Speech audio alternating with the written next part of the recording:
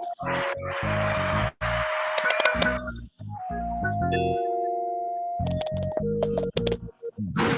the gunshots.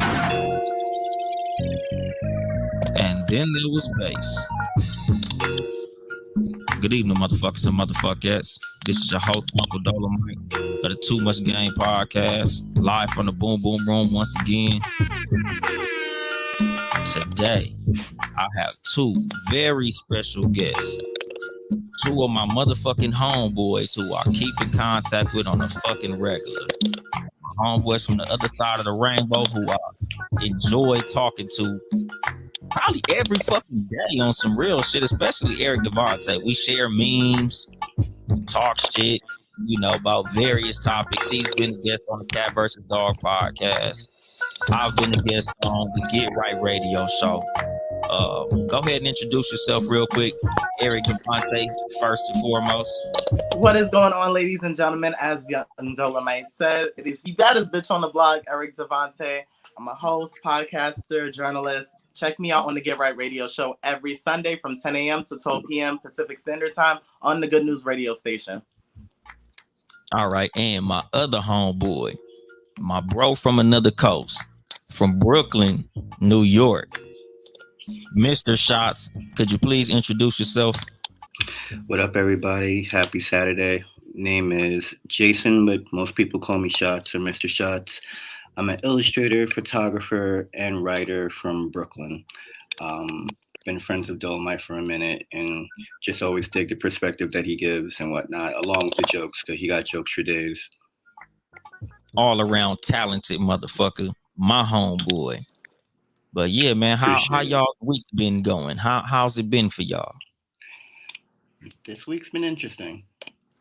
Fast-paced and interesting. But blessed nonetheless. I second that.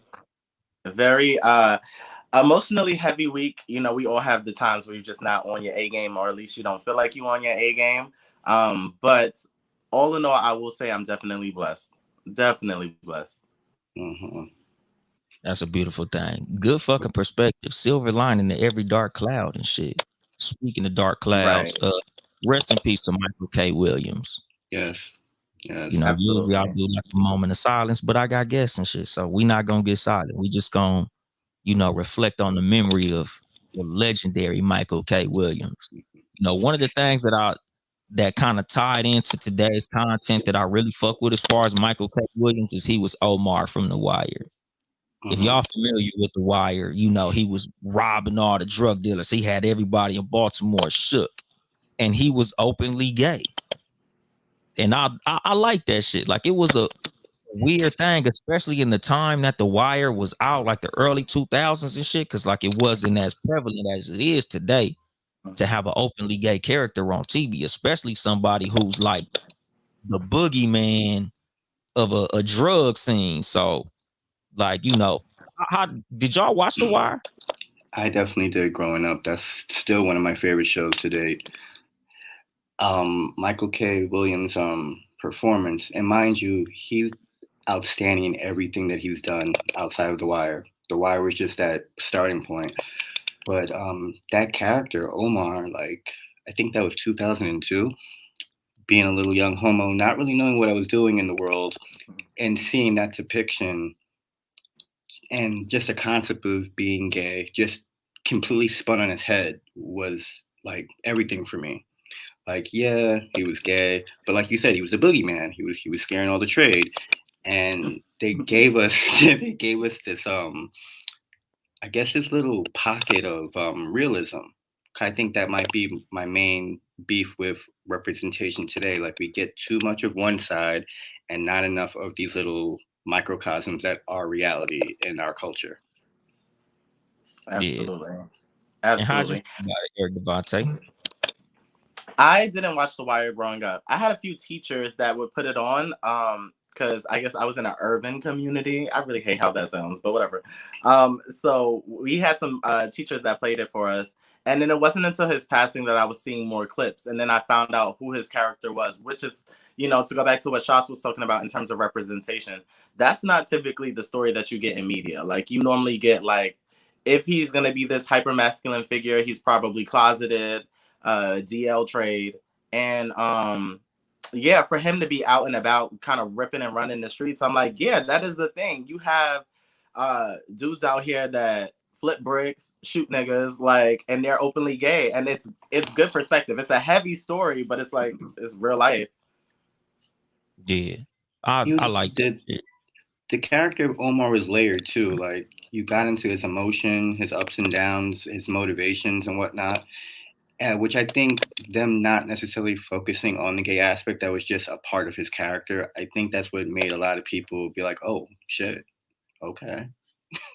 Exactly, because like that was the reason I really wanted to bring him up. Like rest in peace to him and all that. But I just like the fact that when he was on that show, it didn't feel like an agenda. It didn't feel like they was trying to push a narrative. It just was a part of the fucking story. That was an interesting wrinkle to what his character was. So, that's why I was glad to be able to bring that up. It sucks that this is the context that we bring him up in, the fact that he had to pass away. And I think that's gonna be something we're gonna have to talk about later on as far as this fentanyl shit. Cause I think you posted it, Eric Devonte. Wasn't that on your Instagram story? Yes, about people in LA chilling off the coke because there's been like least lethal doses of fentanyl, and I don't even know the proper terminology of it, but like either way, apparently people shit is getting laced and people are dying left and right. I didn't even realize it was as bad as they said it was, but it's crazy. Do you think it's intentional? I don't Um, know. I do Cause think it's intentional. I mean, my understanding of the drug community is pretty small in the sense of like I don't know the manufacturing that goes into it, but I do understand that a lot of dealers want to cut costs, and in doing that, they try and like swap products, and in that you might get like cheaper products that are probably more lethal to your system. So I do think that there's intention there. I don't think the intention is to kill people. I think the intention is to cut costs and make more money. yeah, That makes that's what it sense. is. That makes sense. Yeah, motherfuckers just trying to get it for the cheap, and they fucking it up. Like, the thing about street drugs, it ain't like they testing this shit on lab rats. Like they literally testing it on their customer base. So Right. I think that's a lot of what's fucking it up. It's like, okay, I guess I put too much. I killed 3 people. Oopsie. It ain't like they got motherfuckers, sitting in the back like, hey, try this out. Okay, this is good. Or this ain't good. Or, it ain't like the FDA is involved. So, Right. motherfuckers just need to be careful out there, man, because it ain't like they gonna tell you, oh yeah, hey man, this one is 35% fentanyl. Like, they just gonna sell it to you like it's that same shit you got last week, and you end up fucked up. So, motherfuckers I just need to be I careful out have to here, dog. disagree a little bit with that because I know a lot of people that do a lot of stuff. And some of these people know they're drug dealers, know they're getting some pure shit. Like I was dating someone who used to sniff coke. Like it's not for me. I don't even like boogers up my nose, but to each his own. But he would actually sit there and break down to me, knowing whoever his boy was, whatever percentage of what was inside of it. And I used to think like, still not wanting to do it, but like, wow, like okay, you know what's going inside your body. Good for you. And I don't think everyone really takes that amount of time because coke is a party drug, so who really cares about the actual content inside of it? Yeah, which is fucked up, but it is what it is, man. Especially because and not to diss nobody or nothing, but if you doing coke, it ain't really like you super big on your fucking safety, no goddamn way. This is true. But that's True. another fucking topic. But just to transition out of that shit, man. How do y'all feel about Lil Nas X in general? I love I him. like I love him. I really do. What I will say at the start of it is that I do wish the music knocked for me a little harder. Like I wish I really was into the music, but I'm not. Just it's not where my ear goes to sonically. But I love what he does. I love how he gets um ignorant people, homophobic people, and really stresses them out. I like that he plays on certain narratives that gay people have had projected on us for centuries at this point. Like the idea of all of us going to hell, so he goes to hell on a stripper pole. The idea of like, gay black men and sodomites in prison, so he has a bunch of gay black men in prison busting 8 counts. Like I love him and his creative team because I think that he's very necessary for the time, and he highlights a lot of people's insecurities that they couldn't or shouldn't publicly display because it's like what's the word, anti-progressive, if that makes sense. I feel like he exposes a lot of ignorance, and I love that. He definitely does. I love Lil Nas X too. I have to agree with Eric on the music. Old Town Road wasn't for me. I did like Panini, but I think the stuff leading into his album is better. Like I bangs with what is that?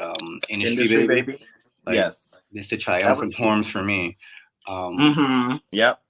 but I love him just for being a troll. Like get underneath people's skin because for how long have we had to be called a faggot, be called a baki boy, be called all different types of stupidness and not have no type of defense behind it. Now you have someone on a platform, not necessarily for us, because I think I've aged out of that group that he's for, but he's still got a platform and he's still exposing ignorance.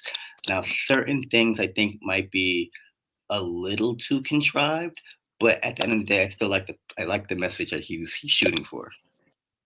Mm-hmm. Yeah. Me personally, not a fan. And I think it's because I'm a parent.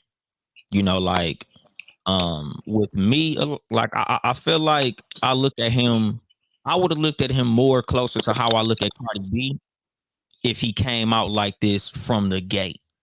Like if he Mm-hmm. started out as something that was music geared toward adults, then I think I probably wouldn't have as much of a problem with him as I do now that he shows up on my kids' TikTok, in my kids' YouTube. Like he's in my kids' algorithm. Mm-hmm. So it's kind of How like I don't how old was he when he first came out? I think probably like What is he 20 now? Like something. 20? Yeah, because he's like 21, It was like 22. yeah, I think it was like 20, like So that maybe 19, but he was like a younger dude. So the Mm-hmm. thing is, like when Old Town Road came out, it was pushed on. It was put, or let me not say pushed on kids. Kids gravitated towards it. It became a big TikTok song. It became like a big YouTube song. And then Panini as well. Like my kids love Panini. When Panini came out, like my kids played that shit over and over again. But now that these two songs became such big hits with children, now everything he does is still looked at by children. You Mm-hmm. know, so it's like I don't have as much of a problem with his antics because do you nigga be who you are. But at the same time, like I don't like just the fact that I feel like they're pushing him too fucking much because like both of y'all say he ain't even got no hits cracking. So it's like now he's a professional fucking troll. Like he don't have no songs that's all that dope in order for him to even be pushed like this. So I feel like with him, it's a little agenda-y, if that's a fucking word. But It's not a word, but the but the idea is felt. I don't know because I think within Old Town, I think a good portion of his songs would be considered hits, not by me, but by like based on the numbers. I yeah. yeah, think it would be considered hits at this point because the push is there. I think like what industry? I don't did Industry Baby go number one? I know Old Town Road did, and then it broke a lot of records, so that definitely was a hit. It didn't go number one, but it was on the charts. Okay, yeah. it didn't. All that hype. Old Town Road Oh, was a smash fucking hit. It had to be number one. It had to. I I would. couldn't Yeah, imagine I'm not. shocked that it wasn't. And Panini, even if it wasn't a hit, I'm sure that motherfucker was popular because I heard that song a million times in my house. Yeah. Industry Baby, I'm not sure. I think I saw the video. That's the one with the jail dudes, right? Yes. Yeah, but you also I got to never look. heard. My fault. Go Go ahead. first. But yeah, like I never heard the song, but I'm aware of the video. And like even with that, like I really feel like he's an industry plant more Mm-hmm. than anything. Like I feel like he's an industry plant because even without songs that are resonating with people, he's still getting that push. And like Mm-hmm. that's the reason, like I feel like he's an industry plant. Like I feel like he's being used to push an agenda, you know, because like I'm moving a little forward, but I'm gonna get into why I feel like he's an industry plant. But go ahead and say what you was gonna say, Eric. No, I think the shock value sells the music more than anything. Like I think that the scandals associated with each song and each video sells the music because sonically the music isn't bad, but I don't think it's like super advanced where it's just like yeah this music is slapping. I think it's the music videos that really do the work for him. Which you know, I mean, hey, get it how you get it. A lot of people depend on music videos to sell a song. Definitely. But Yeah. what gets me with the whole agenda talk, and I know you've seen more than enough memes online, But where was the agenda when it was Britney and Madonna, or Christina and Madonna kissing, or any other salacious shit that straight people do on TV? It's not enough of an outcry on that stuff, and especially when it's girl on girl out action, you don't really hear too many people say too much stuff, unless it's black women. Then Right. then everyone's up in arms. But now it's like, okay, it's 2021. We have all these different outlets to get whatever type of information and imagery that you can muster. Little Nas X and the scandalous stuff, I just feel like, where does the parenting come in? Because like when you say it's pushed, you got kids, so obviously you have different platforms going on in your house. I live by myself, and my god kids are like all teens now, and they kind of into like hardcore hip hop and stuff like that, not really with Nas X. So it's like, I always like say this, like, my parents didn't allow me to see certain things. Like I wasn't allowed to see Melrose Place because they refused to let me. They used to say, you have enough drama in your life. Why do you need to see these white people in their drama? And I didn't understand until I got older, but there was a certain parental sense into what I was seeing and what I wasn't seeing, and it molded me as an adult. So when I see the stuff out now, it's just like, I know it's harder because it's a lot more access and kids are a lot smarter than we were, but it still comes down to parents to I lost the word, but you get what I'm saying. Yeah, but see, the only counter I have to that, as far as like from the perspective of a parent, is nowadays it's a lot harder.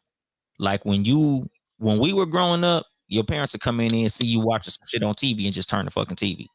Now kids got phones and tablets and shit. Like they can be off doing their own thing, just watching their fucking tablet with headphones on, and you don't know what the fuck they doing. Like I literally have to go into Deuce and Brownie's room to see what they're doing a lot of times. Like it ain't like when we was little, when the shit would be on the TV, you can hear that shit. Like, what the fuck you in there watching? Or what the fuck you in there? Like now, you literally got to be over their fucking shoulder a lot of times. And you know how YouTube is. It's not a whole TV show. Like you can be like, I don't want your ass watching Channel 11 right now because this show is on. Now it's like, shit, these YouTube videos is 5 or 10 minutes. So what you look right now, he watching a fucking mukbang, or he watching, a toy review. And then 5 minutes later, he watching some shit with profanity in that motherfucker. Because a lot of times the way the YouTube algorithm works, that happens a lot of times. Like my daughter will be watching some shit where it'll be like some little life hack videos, like, oh, you can cut a watermelon new ways. And then it'll be like some little bitch dressed like Cinderella cussing and shit. Like, what the fuck is going on YouTube? What was that thing that had the white people in arms 2 years ago? The scary, it was like something that looked like from The Ring, telling the kids to kill themselves and shit. Yes. And see, that's what I'm saying. It's like, as a parent, a lot of times you can only monitor so much of what your kids are doing, because YouTube is like bam, bam, bam, bam, bam. TV is long form. YouTube, you could be watching a YouTube video 2 minutes. So you'll see your kid watching something, and you like, oh, okay, he watching toy reviews. And then you walk off, and then you hear cussing 5 minutes later, or gunshots or some shit. Like it's so fast that they can get into some shit. So it's like, as a parent, you kind of hoping that media ain't really fucked up, because like when you was talking about like Britney Spears and all of that type of shit, like I get that, but when Britney Spears came out, she wasn't marketed to kids. Like Hit Me Baby One More Time wasn't a kid song. Yes, it was a popular song, so kids probably heard it, but she didn't make that song geared toward kids. Old Town Road, while adults did fuck with it, you can argue that's a goddamn kid song. It sounds like the lyrics between that and Panini are not, I'm gonna say they're geared towards children, but they're lighthearted lyrics. Exactly. And that's what I'm saying, because like when you hear the melody, the beat, and 90% of people listen to music for the hook more than the fucking lyrics. Yeah. So while he said, oh, Old Town Road, it was an adult song, we wasn't listening to that shit. We don't know what the fucking bars are. We only know, take my horse to the Old Town Road. So nigga, you could have been remember that much. Exactly, but that's what I'm saying. Like the song could have been about fucking and sucking dick, but we didn't know. We only knew the hook. So that's the thing. Like, you're pushing a lot of this shit to kids, and then now you come out as the pink fucking Randy Savage Macho Man. Like the switch was fucking night and day. Like, damn, nigga, like, wasn't you just a fucking cowboy dude? Now you pregnant, nigga. You coming on a stripper pole to hell? You giving Satan a lap dance? It's like, dude, it's hard as a parent to get your kid's favorite artist out of their mind now. Like, it would be like if Black Panther became the Pink Panther, you know, and like I tell you, I fuck with you niggas tough, dog. So it's not like I'm homophobic or you know, like, oh, I don't want my kids to see gay people. Like, nigga, I grew up with gay cousins and shit. So it ain't that. But you don't want your kids exposed to no type of sexuality, no early impressionable age, because even though I don't feel like watching some shit on TV could make your kids choose to be homosexual, like, I don't believe in that shit. But it's just certain shit you don't want to explain to your fucking kids at all. Like, it would be like if your kids is watching Blues Clues and a woman walk by with her titties out. Either way, it's like, damn, I do not want to have to talk to my kids about this shit. But I think you just hit two notes. It's the talking to your kids, because that goes back to what I was saying. Parents need to be parents. You could set all these parameters on YouTube and block whatever, but they're eventually going to get to it somehow, some way, because again, kids are just smarter than they used to be.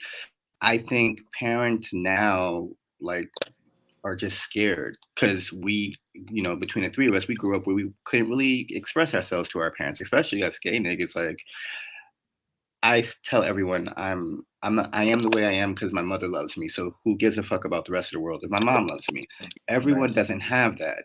So when you have all these different type of things, and I think the only fucked up thing about it is, like, it's just, it might be too much information too quickly when they're young. There's no type of there's no balance. Like, exactly. You know, between me and Eric growing up, like, we had to go through our own trials and tribulations and figure the shit out ourselves. We didn't have access to all this shit to be like, ooh, I think I want to be androgynous today, or I want to put on a skirt tomorrow. So I get it that it's too much information, but I do think parents need to stop being scared to have these conversations. You don't have to be explicit in what the content is, but, you know, we're all smart enough to be able to get some type of resolution and understanding within a parent and their child. Yeah, I agree. And ignorance is bliss. I feel like a lot of parents are more willing to err on the side of ignorance, and that is why kids roam. That is why kids explore things, because if you don't give them the rundown on what it is, they're gonna find out for themselves. It's like, you know, somebody could tell you that the stove is hot, but until you touch it for yourself and get burned, you don't know that that stove is hot. It's just hearsay. So I think that a lot of parents have to step up and stop acting like media is the end all, the begins all, the ends all for their children, and not for you in particular. But I feel like a lot of people are making that their lead argument, like crusty ass Boosie, where, you know, I was gonna get to him too. Okay, well then I'll hold off and wait. I'll hold off and wait. But yeah, I just think that a lot of parents have to step up to the plate. You chose to have this child knowing the world that we're in. You know about the pollution. You still let your kids play in the park. You know that sex is a thing. Porn is a thing. You just cannot give your kids rose-colored glasses. They're going to see the world for what it is. And whether you want to get in front of it or behind it is up to you. Mm-hmm. Yeah. No pun intended. Right. He had to throw one in. He had to throw one in before the episode ended. Definitely. Right. Couldn't help it. A little sexual innuendo. Exactly. We had to. We could not do that. But yeah, like, you know, and as a parent, you know, and that's something that I you know, like, just me and other parents discuss all the time. Like, you can't just sit your kid in front of the TV and let the TV raise your fucking kid. It's a lot of us adults who are fucked up because we was raised by TV shows. A lot of motherfuckers was raised by The Rock and Stone Cold. A lot of motherfuckers was raised by Ren and Stimpy and, you know, Tom and Jerry and, you know, Our Real Monsters and all that type of shit. Cat Dog raised goddamn. You know what's funny about that? Like, we talk about parenting our kids, but we also not really giving children the acknowledgement of that they're intelligent. Like, you say Ren and Stimpy. Ren and Stimpy disturbed me as a child. My parents didn't have to tell me to turn that shit off. I didn't like it. And when you go back and revisit it, there's a lot of homoerotic shit in Ren and Stimpy. Definitely. Them niggas was a couple. Right. I feel like Bert and Ernie was a couple. Like But see, a Bert and Ernie are very pure. We're not gonna do that to yeah. Bert and Ernie. Right. They were just trying to live their Bert, best life. Bert and Ernie were a couple. If you go back and watch that shit, them niggas was a couple. Like They were I was definitely dating. watching Sesame Street with my son. Them niggas a couple. Like a lot of cartoons are different as a grown up than they are as a little kid. Like when you watch that shit, them niggas a couple. And I don't have Yeah. no fucking problem with it. Like I said, you just have to explain certain shit to kids. Like with my kids, like watching Bert and Ernie be a couple. The cool thing is the fact that to them, they just two motherfuckers living together. And they'll get that when they get older because I'm gonna explain it to them. But that's the thing. Like, you want them to get certain shit in the time that you feel like your kids should get that shit. Even though if something does happen that shocks them, like, what the fuck is that? Like, why are those two dudes together? Like, I was just explaining that shit to my daughter yesterday in the mall. We was in the mall. I'm getting some shoes with Brownie, and the dude walked past, and he had like super short shorts with like some compression shorts under him. She like, Daddy, why is his underwear hanging out of his shorts? I'm like, Brownie, some dudes just dress like that. There's some dudes who like dudes, and that's their thing. That's how they live their life. It is what it is, because I'm cool with shit like that. Like I'm not anti-gay. Like I'm not afraid of my kids being exposed to homosexuality. Like my thing is just like, I don't know. Like with Little Nas X, I just don't like how he's being pushed. Honestly, I don't care how he gets down or what he's into. It's just like a lot to explain to my kids because you see how he shocks adults. So imagine a child who's like, damn, what's up with the cowboy man? Why he pregnant? Daddy, can men get pregnant? Oh, daddy, can men do this? Daddy, should men do that? Like, it's just a lot of fucking questions to answer when it's a dude who to kids was a hero. Like, I'd be mad. Let's just say, I don't know. Like, I don't know who's popular with kids, but just like, okay, imagine if we watch Steve from Blue's Clues become a gangster rapper or some shit.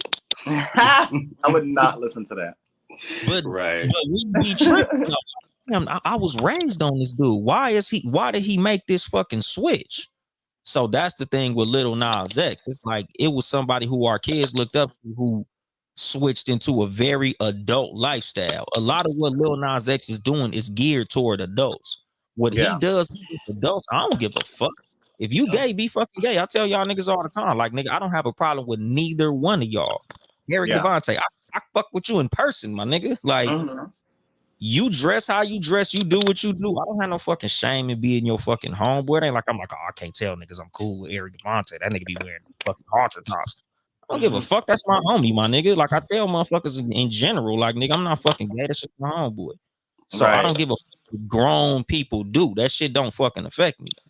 But the shit that's pushed to my fucking kids, just like with Lil Boosie and these rappers, like I feel like that's a false equivalency because a lot of people try to use that argument, like, oh, y'all don't say nothing about gangster rappers. Nigga, Keith don't come in my kids' algorithm. Like my kids don't hear no gangster rap that I personally don't listen to. So that's a different fucking thing. Lil Nas X does. Like I still get mad sometimes when my daughter be listening to Cardi B and Meg Thee Stallion because I'm like, that's not for you, Brownie. Like you shouldn't be dancing to that shit. So shit like that does affect me as a parent. It's not like I'm not gonna say it's not the same outrage because it is with me. Yeah, but a lot of parents, one that I would use, like if I was one of those people trying to shit on Lil Nas X, instead of trying to shit on the male rappers, I'd be talking about nigga, your daughter over here listening to WAP. Why you ain't saying nothing to Cardi in them? And I love Cardi B. Everybody know I love me some Cardi. I don't really fuck with Meg, but I love Cardi B. She a real one. But I don't want my daughter listening to that shit. I get it. On the side of Little, oh, you want to go shots?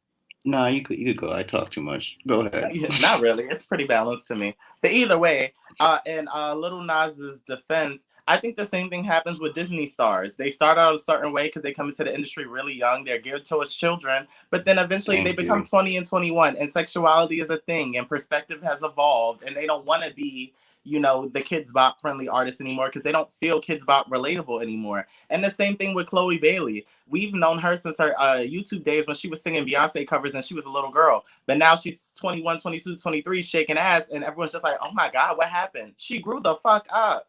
She grew Thank you. up.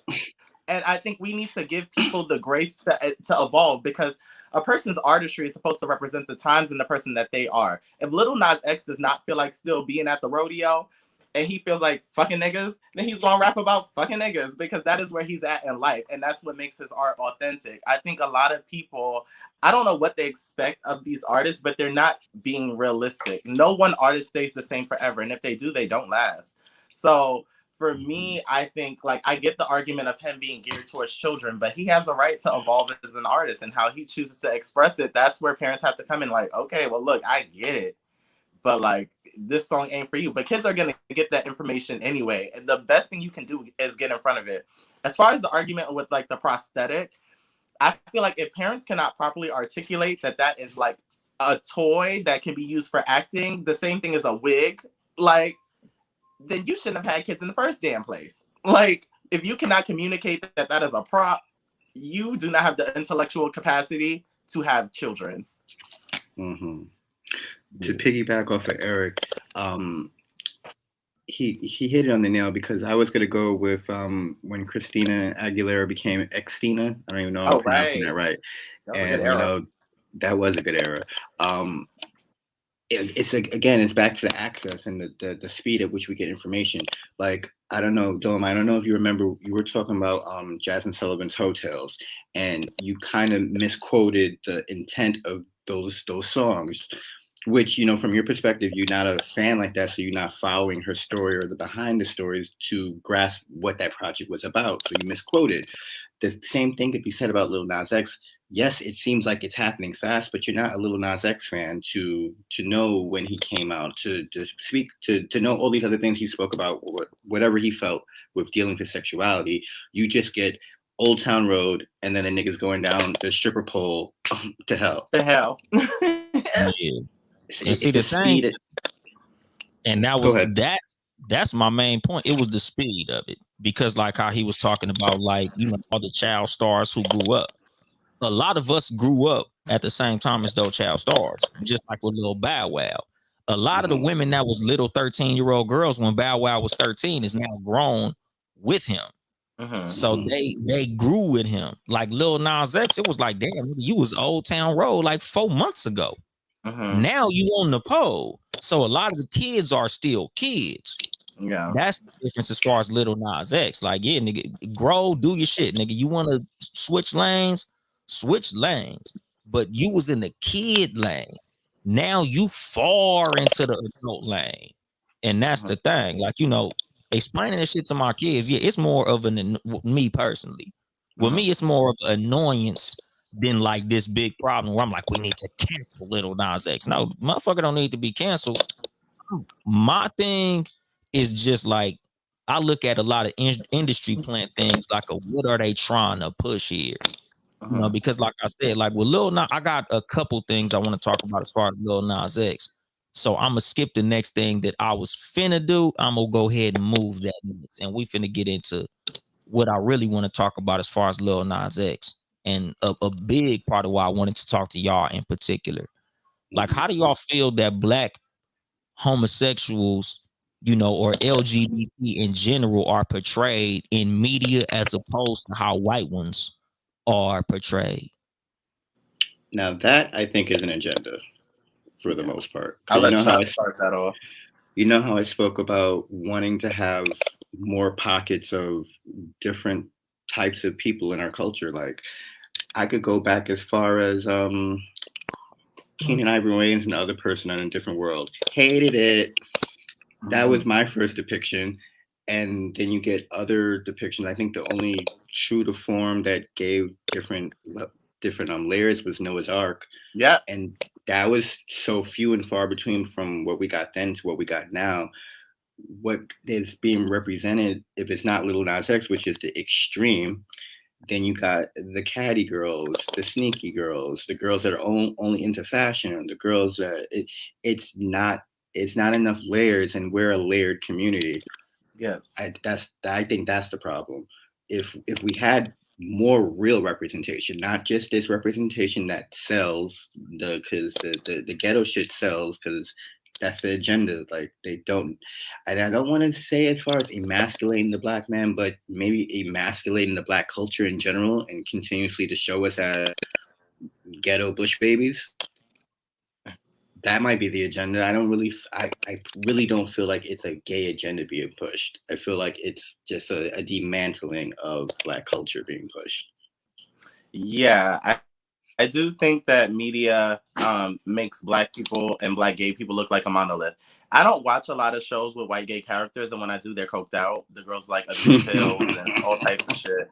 They have reckless sex parties and shit, which may be the truth. But I also know a lot of black people that live those lives, and I know that there are some white gays that don't participate in those things.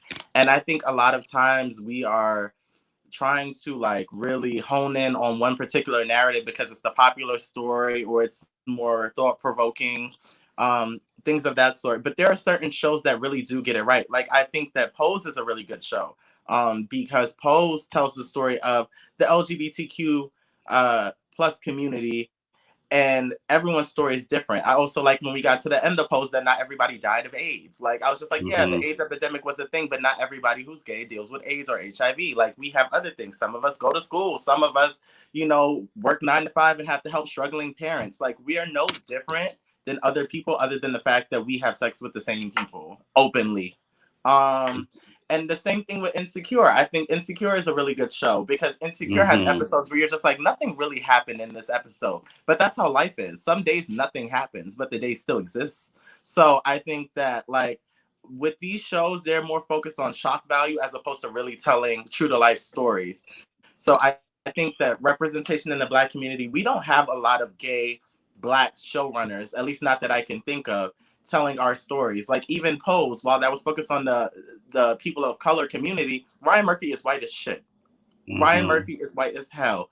Um, Tyler Perry, I don't even think Tyler Perry is gay openly. And then he tells, I don't know what stories Tyler Perry be telling. So like yeah, I don't know if it's like black versus white. I just think that a lot of people in positions of power that make these changes are more stuck on like what's gonna sell, what's the formula, rather than reinventing the wheel. I Yeah, always felt like those Tyler Perry movies was the dark skinned man was the bad dude, and then there was a light skinned dude that saves the messed up woman. Like With the I've seen raggedy that. wig. Yes, all the yeah, time. hella formulated. But like the reason I brought the question up was because I honestly feel like when I watch stuff with white gay people, like they get to have differing personalities. Like Hmm. the name of the dude who played Doogie Howser escapes me, but Um, Patrick Nielsen something. It's Oh, yeah, Patrick something because he's in the new Matrix movie. yeah, but he like every time I see him, he looks dignified. He's like the fucking he's like the Great Gatsby. It's okay. like Hmm. this nigga don't wear nothing but fucking tuxedos. Like Hmm. they let white people be tough gays, cool gays, regular gays. Like black gays is Billy Porter and Little Nas X. It's like those are the two images of black homosexuality that you get pushed in media all the time. And I'm like, I know gay dudes that are like all different fucking ways. Like I know flamboyant gay dudes, I know reserved gay dudes, I know straight hardcore gangbanger gay dudes. Like they're all across the board in the black community, as well as Hmm. lesbians. Like all black lesbians don't play fucking basketball. All black lesbians ain't, these tough ass um Cleo from Set It Off. Like there's black lesbians who just regular ass women who dress like girls and do girly stuff. They just like other girls. But it's like you only get, sneakerhead, young MA type of lesbians. And it's like, dude, like we got a bunch of different people in the LGBTQ plus community that are black that live all types of different lives. And I'm like, why don't y'all show all that? But you let the white homosexual people be all over the fucking place. I So just I think feel it like goes back to who's telling the story. Um, I think it goes back to who's telling the story, and a lot of the people telling our stories are not us. Yes. So they are going with the popular narrative, the love and hip hop narratives, where you have like the Bobby Lights, and I have no problem with Bobby Lights. I actually thoroughly enjoy him, but he's one of those girls that are very like rah rah rah, and I think that is the popular story. But you're not really gonna focus on the church mouse gay. You're like, because what's the storyline there? And that's why, like Shots was saying, Noah's Ark was such a good show because everybody was different. Like Noah wasn't hypersexual. He was just that cool gay that everyone fucked with. You had Alex, who was like more of like the boisterous type of gay. Ricky is just like the slut of the group. He was the hypersexual. Right. Wade was the trade who was DL and closeted, but everybody was lusting for them. Everybody wanted a Wade growing up. And I don't remember who Alex's man was, but that I don't remember what he was a firefighter. So that was like there were a bunch of different perspectives being told, but it was also written by like the showrunners were gay black men, so they understood that we don't all look the same. So if we're not in the room, then nobody can tell our story properly. They're just gonna get what they get on wherever they're getting it from. And what is trade? You said that. Shots, you wanna go? I ain't heard that one yet. Because we got called Dolomite trade about 4 times. 4 or 5 times. I might misquote it. I mean, like I consider it. Okay, I consider it straight acting. Shit, I don't want to give up too many secrets, but yeah. So the original definition of trade are men that traded sex for money. So like there were certain men that would be gay for pay. That's the original definition, hence trade. Then but us gays, and hopefully I don't get disbarred from the community. But right, that's why I'm trying not to speak too much. Right, I got it. It's fine. Trade is like men that you cannot tell. If they are gay, you cannot tell. They're very like masculine presenting. So that's what trade is. Like you would not see me in my crop top and coochie cutters and say, "Hey, trade." Like no, that's not what that gives. You think I'm a young lady. That's but exactly also at the same time we could call straight men trade because they are straight. Right. Y'all's terminology moves so fast. It'd be hard to keep up with that shit. Like certain shit, Mr. Shots will say, like that motherfucker like call me a beard or some shit. And I'm like, nigga, yeah, I got a beard. I'm like, hold on, nigga. Like y'all niggas gotta like clue on certain shit. Y'all niggas be saying shit, and I'll be like, hold on, nigga, hold on, nigga. Let me. You know what it is, though. You will not get all of it. Right, because I think growing up gay, it allots you to a certain type of wit and intelligence that you have to defend yourself. You know, if you're not physically defending yourself, I know a bunch of times that I've cursed people out and they don't pick it up until they go home. Because one, my vocabulary is far beyond that, and 2, I got wit about me. Yep. You have to, or else the other gays will eat you up and not in the right way. Yeah, y'all masterful readers. But my thing is like, nigga, if you my homeboy and me and you are having a personal fucking conversation between me, nigga, let me know what the fuck you talking about. Sure. I'll be confused. Like, hold on, nigga, what was that word your ass just used? Because I don't want to get it fucked up, nigga. Because but then nigga, we wouldn't put you in a position to misrepresent or misuse any type of terminology because no one's gonna come and knock in my DM like, why'd you have that man up there like that? Right. So. And that's what I'm saying. I'll be like, nigga, because I'll be riding for y'all, nigga, on this show in person, nigga. When I talk to motherfuckers, like, nigga, I guess you call me an ally. But I just be wanting to know what the fuck I'm talking about when I be talking. Like, that's a big part of why I got Charles on this show. I got a million motherfuckers that want to be on Too Much Game that's not. But certain niggas who I really fuck with, who I really feel like got something to offer to certain conversations, that's who comes on this motherfucker. That's why I got y'all on, because y'all my real homies who I really actually talk to. Like the white dude that's like, I got 2 black friends. I'm not a racist. Like, no, y'all niggas really my homies who I talk to all the fucking time. Like, ever since me and Eric Devonte met, like, we just been cool as a motherfucker, like, from day one since fucking podcast pit. And I'm like, what the rest of this nigga's shirt at? But you know what? it's funny though, because I'm just now realizing, like, I've heard the episode of Cat versus Dog with Eric on, and that was one of the funniest episodes. Like, y'all, you and Chelsea are funny in general, but that shit had me on the floor. Yeah, like man, That was a fun one. Eric and Kelvin cool as a motherfucker, but like I never really had too much conversation with Kelvin, but me and Eric been cool. Mm-hmm. Like cool as a motherfucker from jump. And So even me it's and like Kelvin, we are completely different people. We're both gay black men. We're both in fraternities, which you never get that. And if you do get that, I bet you they're DL. Like if you see that on TV, they're probably like DL fraternity men fucking with other fraternity bros on the low and then beating them up if they get exposed. Like me and Kelvin are both in fraternities. I wear crop tops. Kelvin is like a butch queen, which a butch queen is like he could go either which way in terms of like being more feminine or more masculine. He just looks like your average boy, but it just depends on the day you catch him. Um, so yeah, like none of us are the same, and I think that once I don't really know. It seems really layered, but I think a lot of people need to open their minds and understand that people are people. There's a lot of straight people are not gonna fuck with That all part. straight people. Gay people don't fuck with all gay people. It's just like you're gonna fuck with who you fuck with, and that doesn't determine your sexuality. It more so determines your person skills, your people skills, than anything yeah. else. And on some real shit, like a lot of my thing as far as like the representation in media, I feel like if y'all had a lot more representation, that will open a lot more people up to being less quick to be down low. Like a Mm-hmm. lot of people wouldn't be as afraid to come out the fucking closet if y'all had representation. Like if it became more of a normal fucking thing, even in the Yeah. community, like black people. Mm-hmm. Like I be telling motherfuckers like me personally, nigga, I'm very comfortable in my masculinity. So I don't mind telling motherfuckers, yeah, I got gay homeboys. But I feel like everybody should be able to do that shit. Like it shouldn't be, oh, you kick it with that dude, you must be gay. Like, no, motherfucker, like you don't gotta fuck everybody you hang out with, gay, straight. Just like when you hang with fucking women. Like, nigga, I don't fuck every woman that I'm cool with. So it's Mm-hmm. like, nigga, it shouldn't even be, you shouldn't even be putting that shit on people.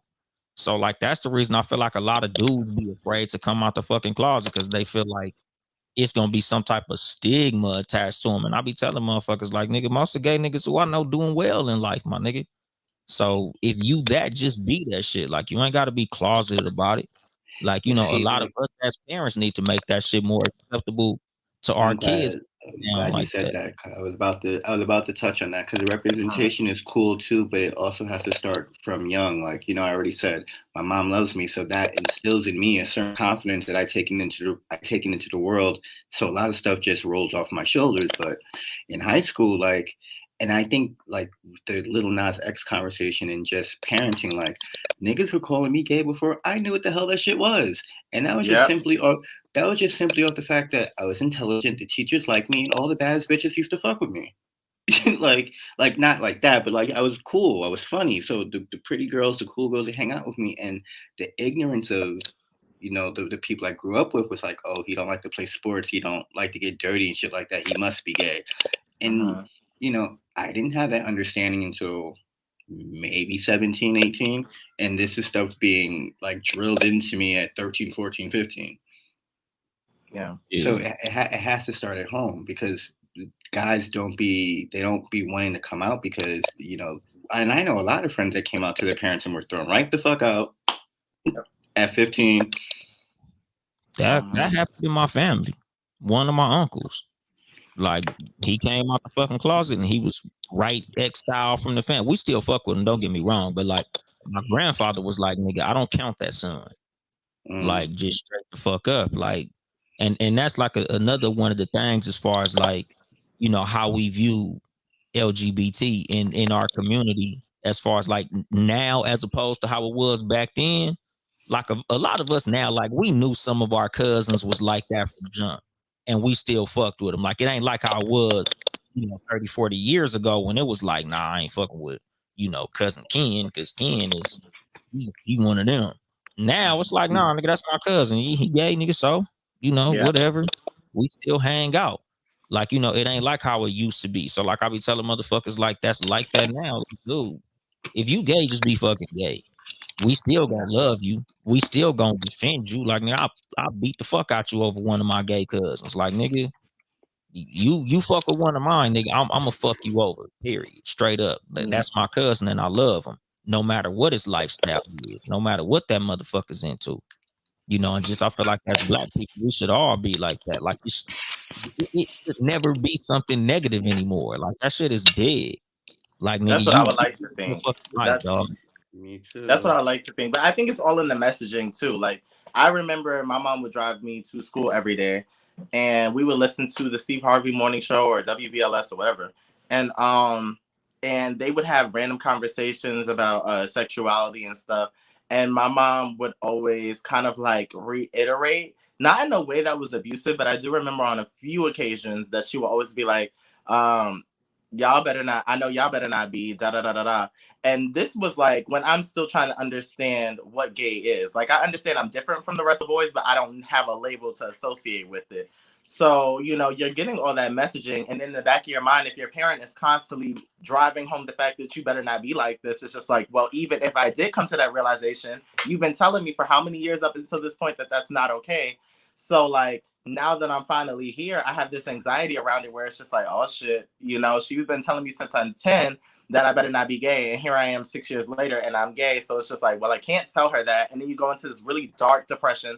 And this doesn't happen to everybody, but it definitely happened to me because it was just like, all right, well, I already know she basically is gonna hate me for this. So like, well, what do I do? Like, do I just kill myself? Because if my mom doesn't want me, then like, who gives a fuck about the rest of the world? Like, I can't even go home. So I think that that is a big part of that. Um, yeah, I just think that parents have to think about the messages that they're putting out there because they think it's all a game, but like that shit has an effect on you. And it wasn't until I think my mom started to get over it as I got older because I finished college, I went to grad school, I finished that. I had done all these interviews with all these celebrities and stuff, and it was just like, what is my sexuality really withholding me from? Like, what is it doing? You know, I'm not strung out on crack. I'm not out here selling myself to the street. Like, I just sleep with men, and you don't even see that. So why do you care? You Exactly. know? Cause like I remember at when I was young, and I'm probably sure y'all probably heard this shit too. Cause like I moved around growing up. So I know this ain't just the one school I went to. But like we used to ask people, like, would you rather have like a whole daughter or a gay son? I remember those questions. That Hmm. shit was like a big thing, like amongst, like teenagers and young adults, like nigga. And like now, cause I'm not gonna front. Like I used to be like, man, I don't know, man, that's a hard one. But like I think like in my late 20s, like when I really start to get familiar with like gay people, cause like my first actual real interaction with a gay person, I was in my early 20s and I drove school buses. He was my supervisor. And he shot his shot at me. And I kind of like got at him, like, I'll beat the fuck Wow. out you, homeboy. Like I was tripping. But then, Mhm. like, the more we got cool, the more I realized, like he would tell me, like, dude, the only way as a gay man you're gonna be able to get with the man is to shoot your shot. I'm not being Mhm. disrespectful to you. Not I'm lying. just asking you because there's a lot of masculine dudes like you who get down like this. So I'm Yeah. not trying to make it a thing. Like I'm not trying to make it seem like, oh, you seem gay, so let me shoot my shot at you. He said it's not that. You seem masculine, but that's the only way I can get down. So it is what it is. And I'm like, nigga, what the fuck made you gay, homie? Like, because me and this dude, we became real cool too, because he taught me a lot about homosexuality. Like my cousins and shit, they was my cousins and they was way older than me. So we didn't have these type of conversations with my supervisor. Like he explained to me, like, dude, it's a preference. It ain't something that happened to me. It was something I grew up. Like it's like you prefer fried chicken, I prefer fish. It, Mhm. it, it ain't a fucking thing of something made me like dudes. I just grew up. That's what I like. So that's who I am. So I'm like, all right, for sure. So once I got a better understanding, like I was able to have better interactions with motherfuckers because I grew up, my step pops came from prison. So, it was like nigga, if a nigga sex play you come at you, some type of gay way, you knock they motherfucking ass out. Like that's how I was raised. But after dealing with him, like that's when I matured. Like, okay, nigga, that shit ain't right, dog. They people like I'm a person. Like they like what they like, I like what I like. Just to be like something different, don't mean I gotta fuck them up, nigga. That would be like if I hollered at a girl and she didn't like me, so she just swung on me like I don't like light skinned niggas. How dare you come holler at me and you like? Right. So it was like okay, for sure. I gotta mature out of this shit. Like I get information, you know, it's contrary to what I knew in the beginning, but now that I know better, I could fucking do better. You know, so I just feel like just us as the black community in general, like this is what we should all do. Like nigga, it shouldn't be no negative stigma attached to the shit. It's just a different fucking lifestyle than what a lot of us are fucking used to. That don't make it negative. It's just fucking different. But as far as like what's represented, that's what I feel is negative, and that's what I kind of want to dispel a little bit. Your old mentality is probably why I'm going to always be a scaredy cat, because I don't approach dudes for that reason. And I know we're in 2021 and not everyone's like that, but you know, beside my right hand, my face makes me money, so I would like to not be punched in the face. So I just leave that alone. If you want to approach me, then you know, by all means. But I just don't be approaching dudes. I'm the same way, Shots, but that sucks because like I don't. I'm not gonna say that. That's like divisive. But like, for me, like the men that I go for don't present the same way as me. Like they don't wear crop tops and stuff like that. I like dudes that are like roughneck looking niggas. And you know, because they're so roughneck looking, you can't necessarily tell that they play for your team because unless they're dressed the way I am, you don't associate them with being gay. So it's just like, well, how do I get the type of guy I like if I can't approach you because I'm afraid you're gonna hit me or kill me? You know, like right. So it is a thing where it's just like I'm just trying to like, you know, you're attractive. I don't know if you cool with that, but like there's really no reason. And I think a lot of guys, like there have been some really cool guys that have just like been like, oh, I appreciate that, thank you, but like no. And then there's just been other guys that just like take it to the head, and those are the ones that you got to get in their ass, no pun intended. But like it's just like, okay, now I got to break you down a peg because clearly you think you are greater than you are. So I agree with you completely, Shots. It sucks, but you know, it's the name of the game. Yeah, but like I said, that's the reason. Like, you know, I'm having this episode right now. Like that's something that I tell motherfuckers in general. Like, my nigga, if that's how you get down, nigga, just get down like that, dog. Like, you could be a gangster gay dude, my nigga. Like, you still gonna be the homie whether you gay or straight.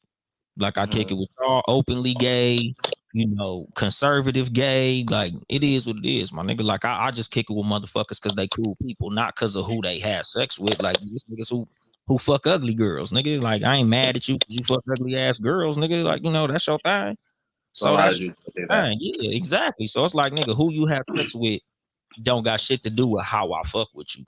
Like, if you like girls, dudes, you know, long as you ain't fucking children, we cool, my nigga. Like, that's only shit that I ain't gonna fuck with you for. You know, if you doing that sexually, get the fuck away from me. But you know, who you fuck is your fucking business at the end of the day.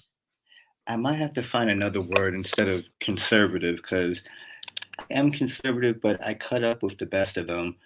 And I've always just been to myself and quiet, even as a child. And I think that's why I kind of go under the radar. Plus, I'm masculine presenting, but like, you know, I have fun. You know, my friend could tell you some wild ass stories that you'd be like, nah, Shots. You'd be like, yes, that bitch. So I need to find another word than conservative. Yeah, your close friend story. I guess what we call it, reserved. Would that be a word? Yeah, I could do reserved, but not too much of my close friends. Yeah, exactly. Yeah, your close friend story. I'm like, nigga, I don't even know why I'm on this motherfucker. It's funny. Hey, nigga, you know, you live your life, nigga. It's just hilarious to me. Like I laugh at it. Like I be telling motherfuckers, like that's my sense of humor, my nigga. Like, you know, blame my head, not my heart. A lot of gay shit niggas be saying in front of me, to me, funny as a motherfucker. Like when you put me up on that podcast, nigga, that shit had me dying laughing. Like, gay niggas are the funniest niggas in the world, like on accident. Niggas ain't trying to be funny, but they fucking hilarious. Like, I tell people about Eric Devonte, that nigga I'll be dying just watching your story, some of the shit you be saying on your show. I just be rolling, and it's just who he naturally is. Straight people that are comfortable with themselves be the most fun, honestly. Because it doesn't feel contrived. It doesn't feel forced. It's just like it's two people existing the way it's supposed to be. And I think like a lot of gay people, gay men, gay black men in particular, we have to lean on our sense of humor because a lot of shit when you're trying to figure this out is not funny. Like it's not funny, even remotely. It's hard.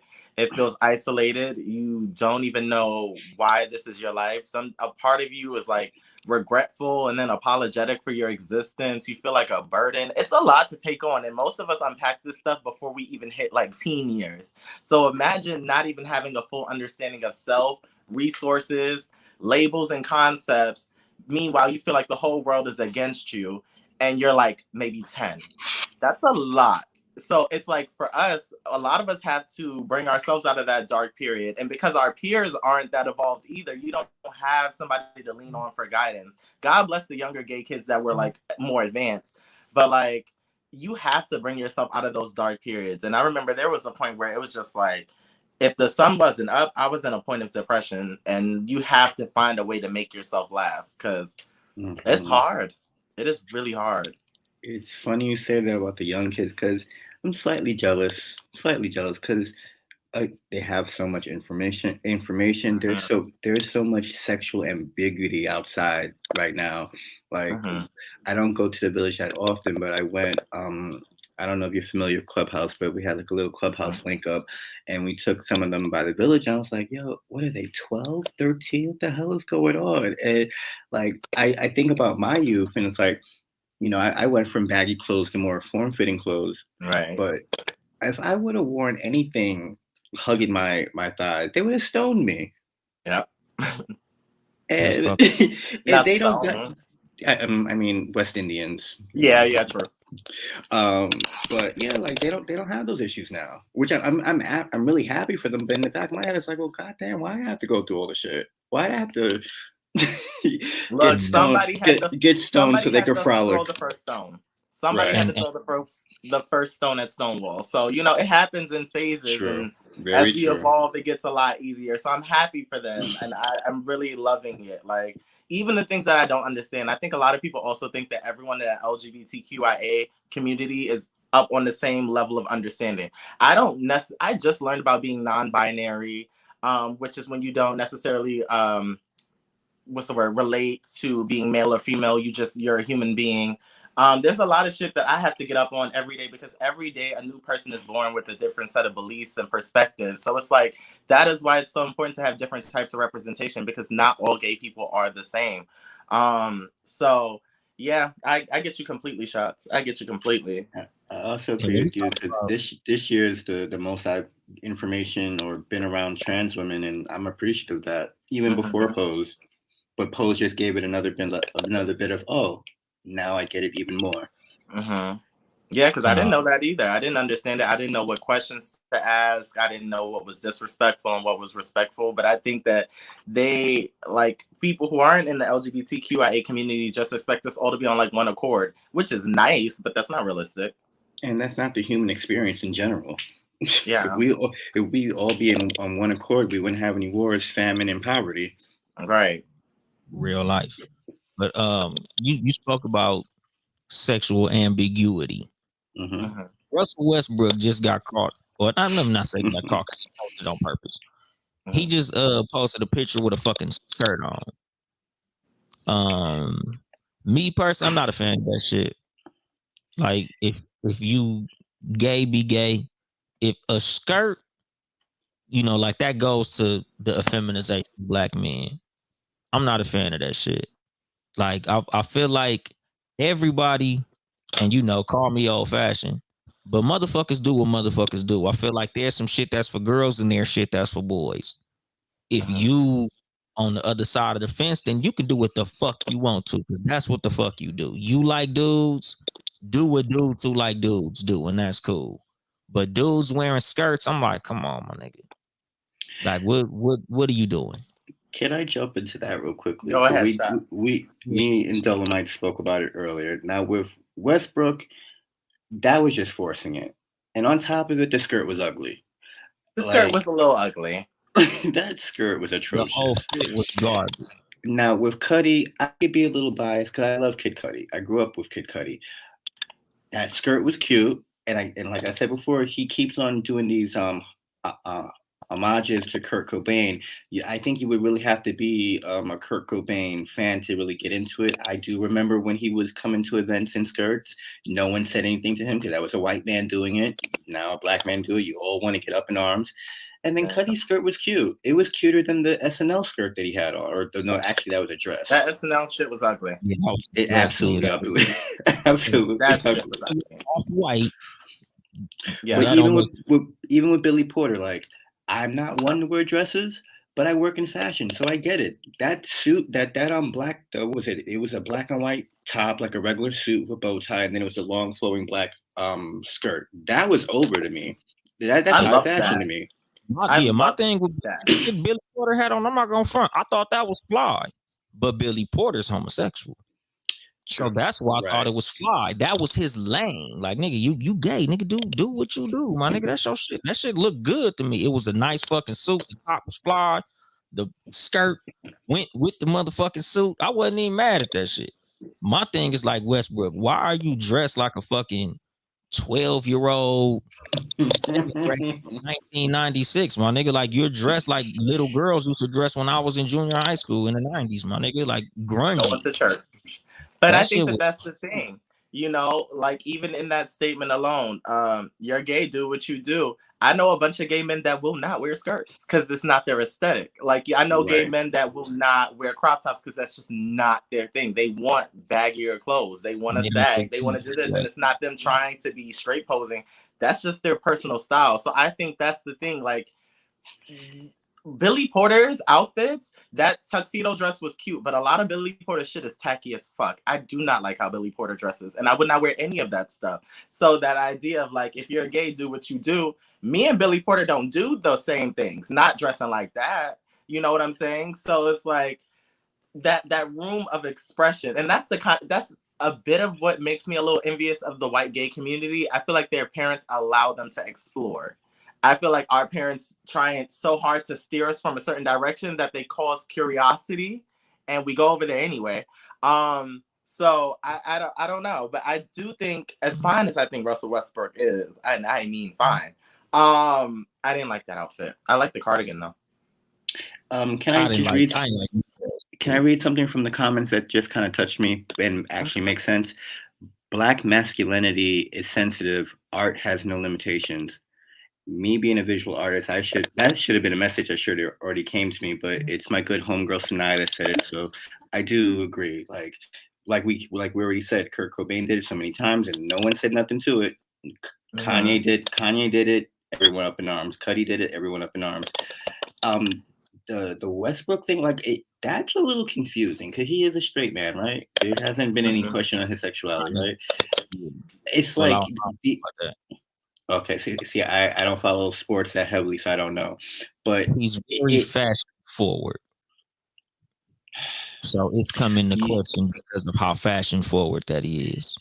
Okay, but two gay men just said that dress is ugly, so it's not fashion forward. But he obviously has enough money for a stylist. I'm just like, I'm at a crossroads. Like, did you ask for some type of feminine effect? Was this suggested to you by your stylist? Like, there's just so many questions because it's so ugly. that was really my thing, because Conway the Machine just wore a fucking suit. Yeah, Conway the Machine. You can go to his Instagram. I think it's on his Instagram page. Like, Conway the Machine wore a skirt. And again, as much as I'm not into skirts, it wasn't a bad fucking look. But at the same time, I think the reason that black men get such flack for that shit and white men don't is because of the attack on black masculinity. You know, that's one of the things. Like, you know, we've been put in dresses. Like, we've been put in a position where they have tried to attack our masculinity. We have been attacked because of our masculinity. So a lot of times we're trying very hard to protect black masculinity. That's the reason that I have the stance that I have when I see Westbrook in a fucking skirt and certain niggas wear skirts. Because it's like, dude, the LGBT community do what they do. And I'm not trying to make it monolithic. Like, all of you dudes should be wearing skirts. I'm not saying that. I'm just saying that as far as us as men who present as straight masculine males, I just feel like it's just certain shit that we should not be so quick to gravitate towards because of the attack on our masculinity. It's just certain shit that, like me, I don't want to see my son doing. Now, if my son say, "Look, daddy, this is my lifestyle. This is what I like. I like dudes, blah, blah, blah." Hey, man, I can't stop you. Do your thing. I feel like a lot of my family probably would have been better off if a lot of us were able to just go into the lane that we was in without the pushback. But at the same time, certain shit as far as like with straight dudes, it's like, dude, quit trying to blur the fucking line. I think. Because Well, go ahead. I'll let you finish your thought. no, go ahead. No, do your thing. Do your thing. I do understand that because a lot of black people bring up like the emasculation. Is that the word? Emasculation? Yeah. That'll work. The emasculation of black men from white people and slave owners and things of that sort.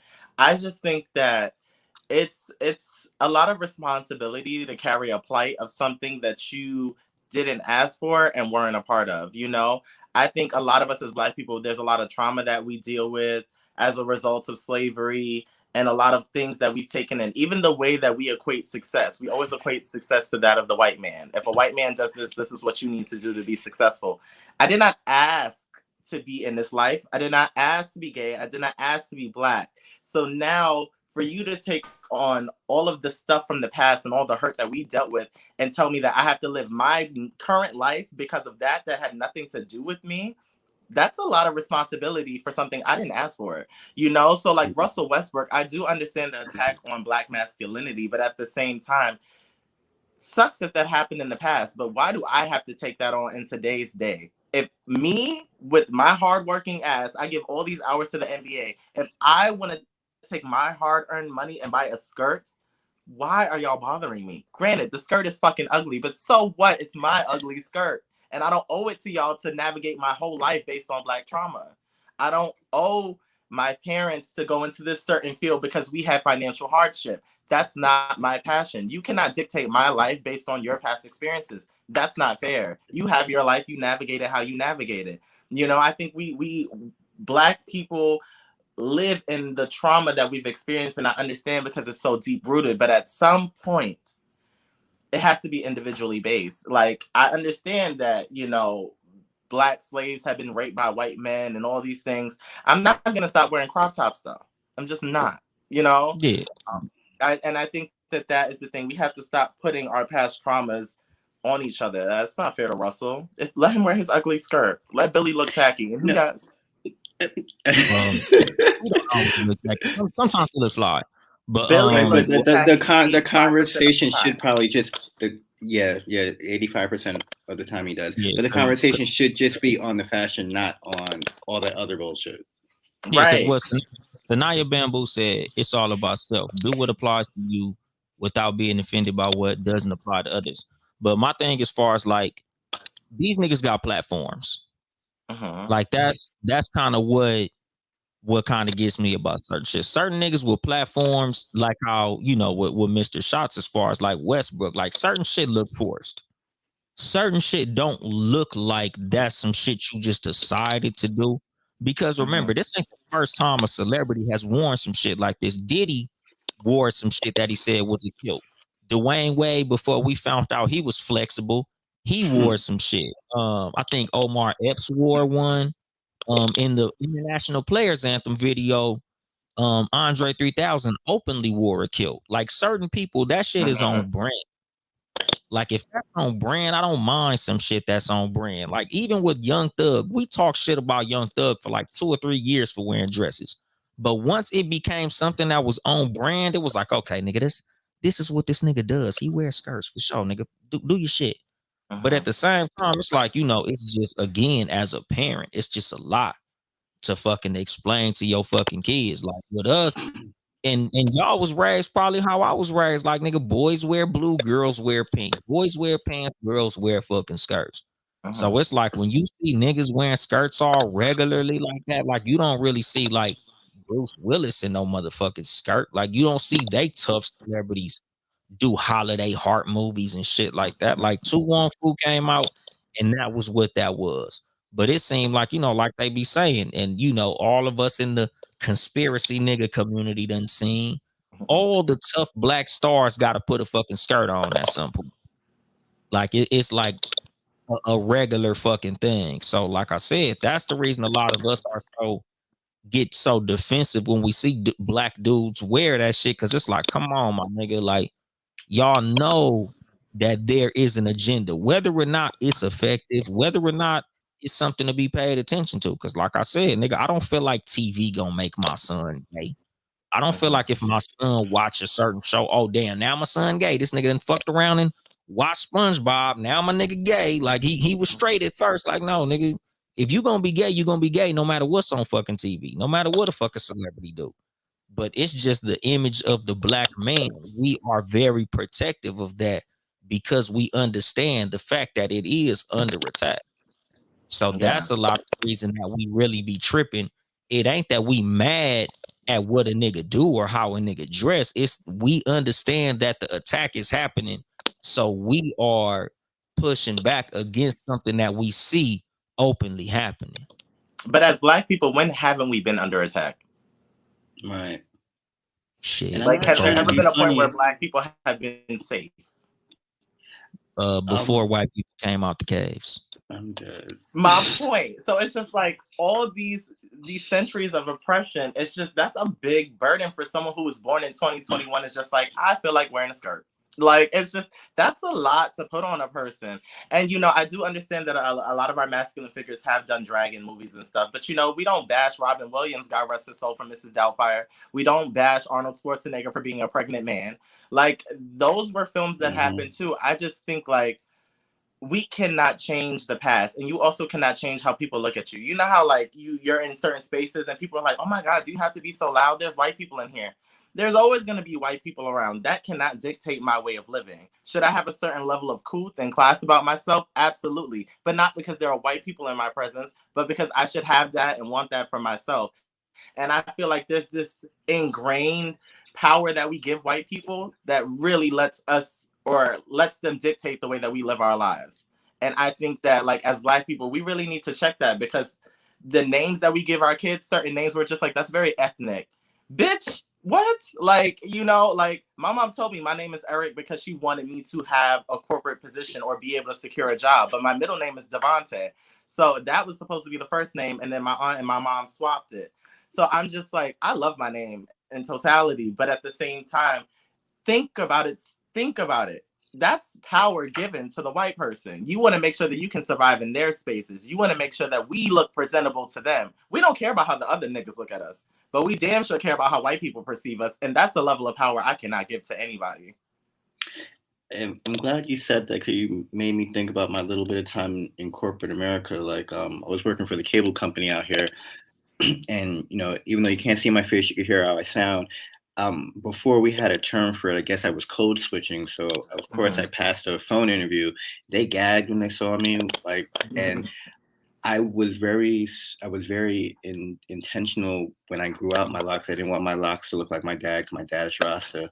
I didn't like the way that looked. But knowing that I had to get jobs and I might be in corporate America, like, I stay on top of how my hair looks. I want to see my parts. I don't want anyone or the white people to be like, "Ooh, what's that?" I wanted to look prim and proper at all times. And I never really sat and thought about the mental weight that has trying to appease these people. Meanwhile, some white people come outside looking like pure shit. Holes and everything, raggedy. Like, did you wash your ass and you smell like dog? But, like, they don't give a fuck. Only black people care about what white people think. White people just say anything to a black person and be like, oh, I didn't think of it like that. Yeah, because you don't give a fuck. And that's why black people shouldn't give such a fuck. Right. White celebrities openly say they don't bathe every day. Right. A black person wouldn't say that. Hell no. A black not person even if it was the truth. Say that. Huh? Not even if it was the fucking truth. Not even if the nigga really didn't. He's not gonna admit that shit. He gonna act like he bathed every day. Right. But I'm just saying, like, in general, dog, because, like, with me and the defense of black masculinity, it's just in general. Like whether white people are trying to attack it or not, it's just something that just us as the black community, like, you know, just older black dudes when they see younger black dudes. Like I grew up on nigga, pull your motherfucking pants up. Like certain shit just ain't acceptable in the motherfucking community. Like nigga, I sagged my pants for a long fucking time, but once I got mature, it's like, yeah, nigga, that shit ain't. I shouldn't be sagging my motherfucking pants. I am a grown man. I should be presenting myself a certain way. When I see niggas in skirts, I get on my old man shit with that shit. Like, man, what the fuck is you doing? Like, we grew up, that's for girls. Why are you doing something that's for girls? Not that white people is around, because I don't know who saw that motherfucking picture, and I don't care who saw that motherfucker. Like, if I see my son doing that shit, I'm gonna be like, my nigga, what the fuck is you doing? Just like if I saw my son sagging his pants. Like, it's just certain shit that don't fucking look right no matter what the agenda or any of that shit. Just like a Westbrook had on, like my nigga, it wasn't fly, it wasn't cool, it didn't look good. Like, what the fuck are you doing? Because like even in the early 2000s or say mid 2000s, when the tighter clothes started coming in, like it was, you know, it got some pushback, like, oh, niggas wearing skinny jeans. But now we're all wearing skinny jeans. Like if you see a nigga with a 4X t-shirt on and he weighs under 300 pounds, what the fuck are you doing, my nigga? Like you look stupid. You know, so that's the thing. Like I understand if you do something that's different, if it looks fly, it won't be pushback. But these niggas with their skirts on, it ain't even nothing fly about that shit. You're literally just doing some shit girls do. Like I've yet to see a skirt look good on a fucking man. So that's the reason you get so much pushback. Just like how Janelle Monáe was getting pushback when she first came out wearing like the suit tops and shit. But then like it became her thing. It became something flawed. So it wasn't like we like, oh, Janelle Monáe is a fucking lesbian. It just was like, you know, she wears suits. That's her brand. So we don't have no fucking problem with that shit.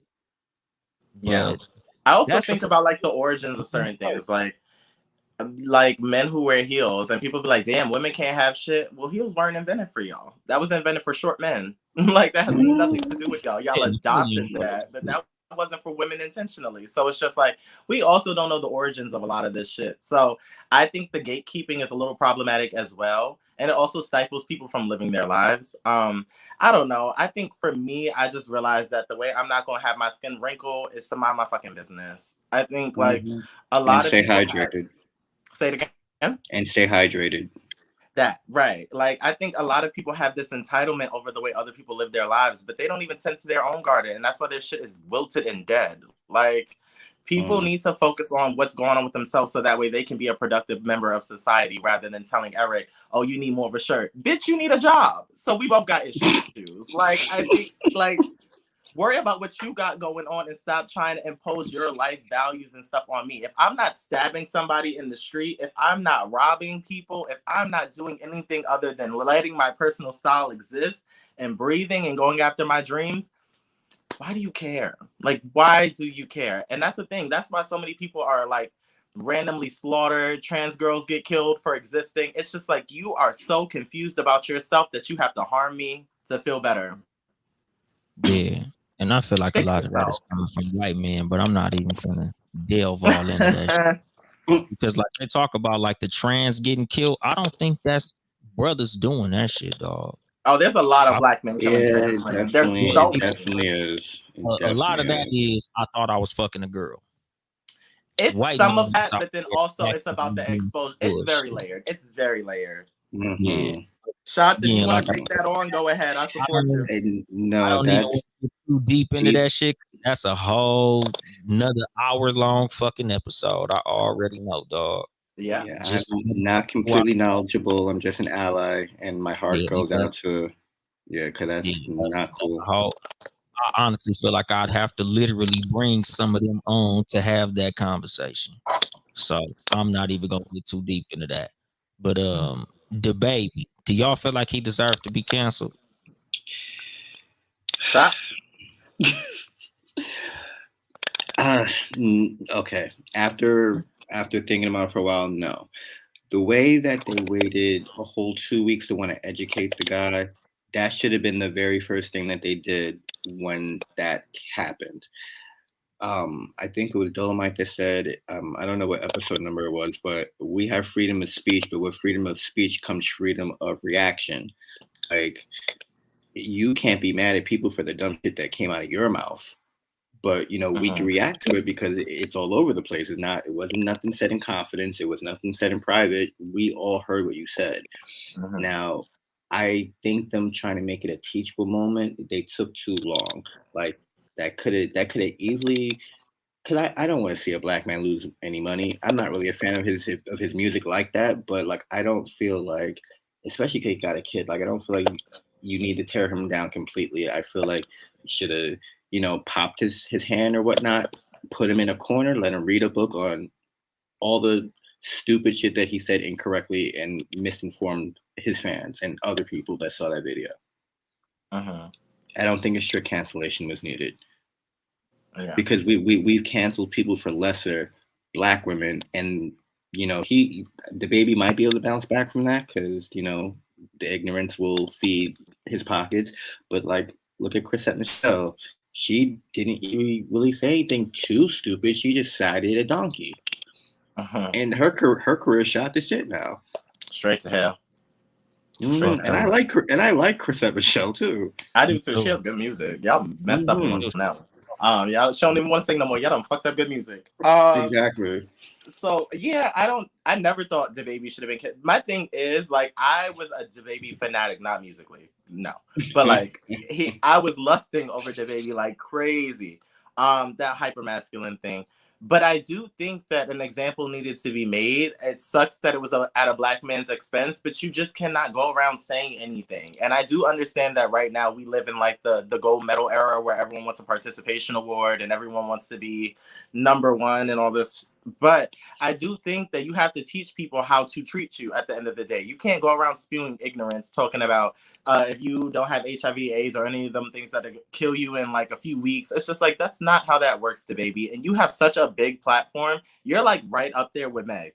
And Meg is a superstar at this point. So for you to have this level of stardom and be as ignorant as you are, pushing that ignorance onto other impressionable people, you're problematic. So if your pockets have to get hit, I just hope that you learn your lesson. I'm glad he's bouncing back because I do like to see a black man doing well. I know he's providing for his family, but anyone who says that he shouldn't have had repercussions for what he said is a dick rider. So that's what that is. Yeah. Yeah, because like with me, that's how I feel. Like niggas gonna see about you for this shit. Like I felt what he was saying, but it was ignorant as a motherfucker. And that was the thing, like, my nigga, like, I understand you just speaking from the heart, but it's just certain shit that you might have should have did a rehearsal before you said that shit. Like, you might have talked to somebody before you said that shit out loud. Cause they gonna get on your ass about that shit. That was some ignorant ass shit. And it was unprovoked. Right. Exactly.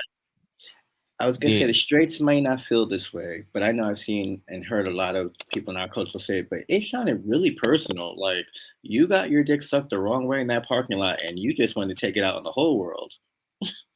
It was just so random because he's never really done anything like that before. Damn, so you saying he sounded like a booty goon? Damn. That's crazy. That was your word choice. I don't think me or Shots was gonna use that terminology. Yeah, booty goon is so far out of my depth. Yeah, right. I've never used that. Gay people have certain vernacular, but that is not one of them. Booty goon ain't one of what? Okay, what do you call the gangster gay dudes then? A butt band? Right. Okay. Oh, booty goon. That definitely sounds like so. Oh my god. Oh no, nigga. Shit. We don't really talk about gangsta gay dudes. I ain't had no conversation with y'all niggas about that shit, but I don't know, niggas.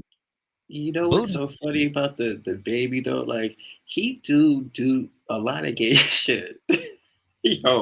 Prior to those comments, he do a lot of gay shit. Like it's 2021. Men are a little bit more open with, showing their skincare and taking care of themselves and stuff like that, manicures and pedicures. But outside of the baby, I've not seen a straight man show off their feet so much in life. That's And why I Dolomite, stopped we already discussed. today. That Right. there's a fetish. That's why Right. I stopped doing socks of the day. That's literally what canceled socks of the day, nigga. When I start getting them DMs, I said, all right, nigga. I see what y'all niggas doing. Let me go ahead and gracefully bow out of this shit. I'm gonna leave this to y'all's community because And see, I like, don't want no. that might be too much to say that he's gay adjacent or DL or whatever, but there's a lot of people within this industry that know the fan base, know the sub fan base, and is gonna do stuff to keep the fans happy. Like I'm sure because when he did that not apology rebuttal and was talking about him having gay fans or whatnot, okay, so you acknowledge that you got some homos in your cult. So are you showing your feet for the homos or are you showing your feet for the girls? So it just like Or is he showing his feet for those who he wants to entice that are in that, community? Which is what I said. Both the heteros and the homos. Exactly. He like, hey y'all, I like y'all too. Yeah, it was just weird because there were a lot of us that really bang with DaBaby, and even though I didn't think I had that's a lot. Even though he didn't necessarily play for my team, it was just like I fuck with a black man on the come up doing what he loves. He's always vocal about being with his daughter. It was just there was no reason to not support him. Just the same way there was no reason for him to get on stage and rolling out and talk about sexuality and health. I'm like, DaBaby, what the fuck are you talking about? Like, you don't even have a song about this. Like, why are you talking about this? Stick to if you got a $20 bill, put your hands up and get off the stage. So exactly. I know my thing. I know we're gonna touch on Boosie, but I think that's why like we just roll our eyes and keep it moving with Boosie because we know what the rhetoric is gonna give at all times. DaBaby didn't do nothing like that, so it's just was the unprovoked nature. Yeah, exactly. It was off brand, and that's my whole thing with Russell Westbrook and a lot of this shit. Like, this ain't even your fucking brand. Like, you're going out of your way to do some bullshit, and that's a lot of the shit that I fucking call out. But thank you for bringing us to that. Lil Boosie, Eric Devonte, please don't hold back. How you feel about Lil Boosie? I don't have all the phrasing. I mean, like, I don't have all the phrasing. I do not like him. I do not. Crusty ass Boosie. I do not. And the thing that upsets me more than Boosie himself, because Boosie's ignorant and he has no problem showing it. The issue is black people who support Boosie and overlook the contradictions. And can't even articulate why he's right or Boosie has not had a solid hit since Wipe Me Down.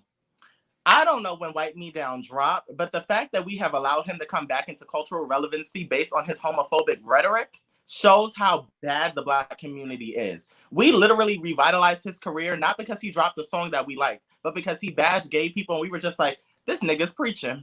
We're going to keep him around. He done been on The Breakfast Club. He done been on The Shade Room more than fucking an actual celebrity. He has constantly been promoted for bashing a community that he has no ties to. Then on top of it, you have the audacity to get on a public platform and boast about the fact that you paid some old prostitute to sexually assault your son in an effort to make sure that he remained heterosexual.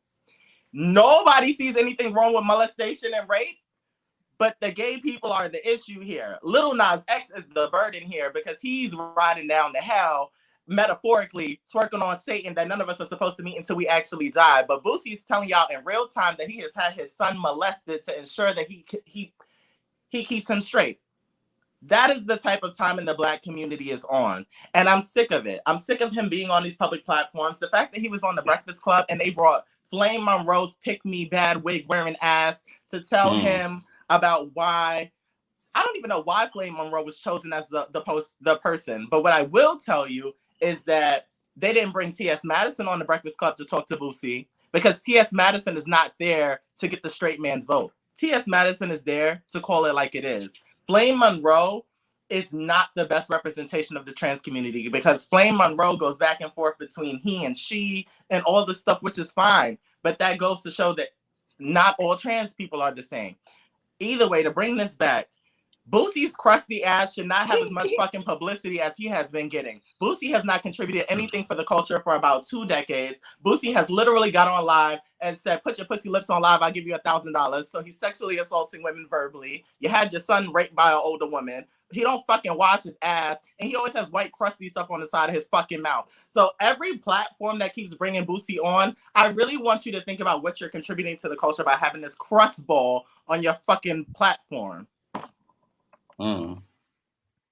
We need the bell from Cat versus Dog because we would have broke it by now. Work. Yes. I do not like him.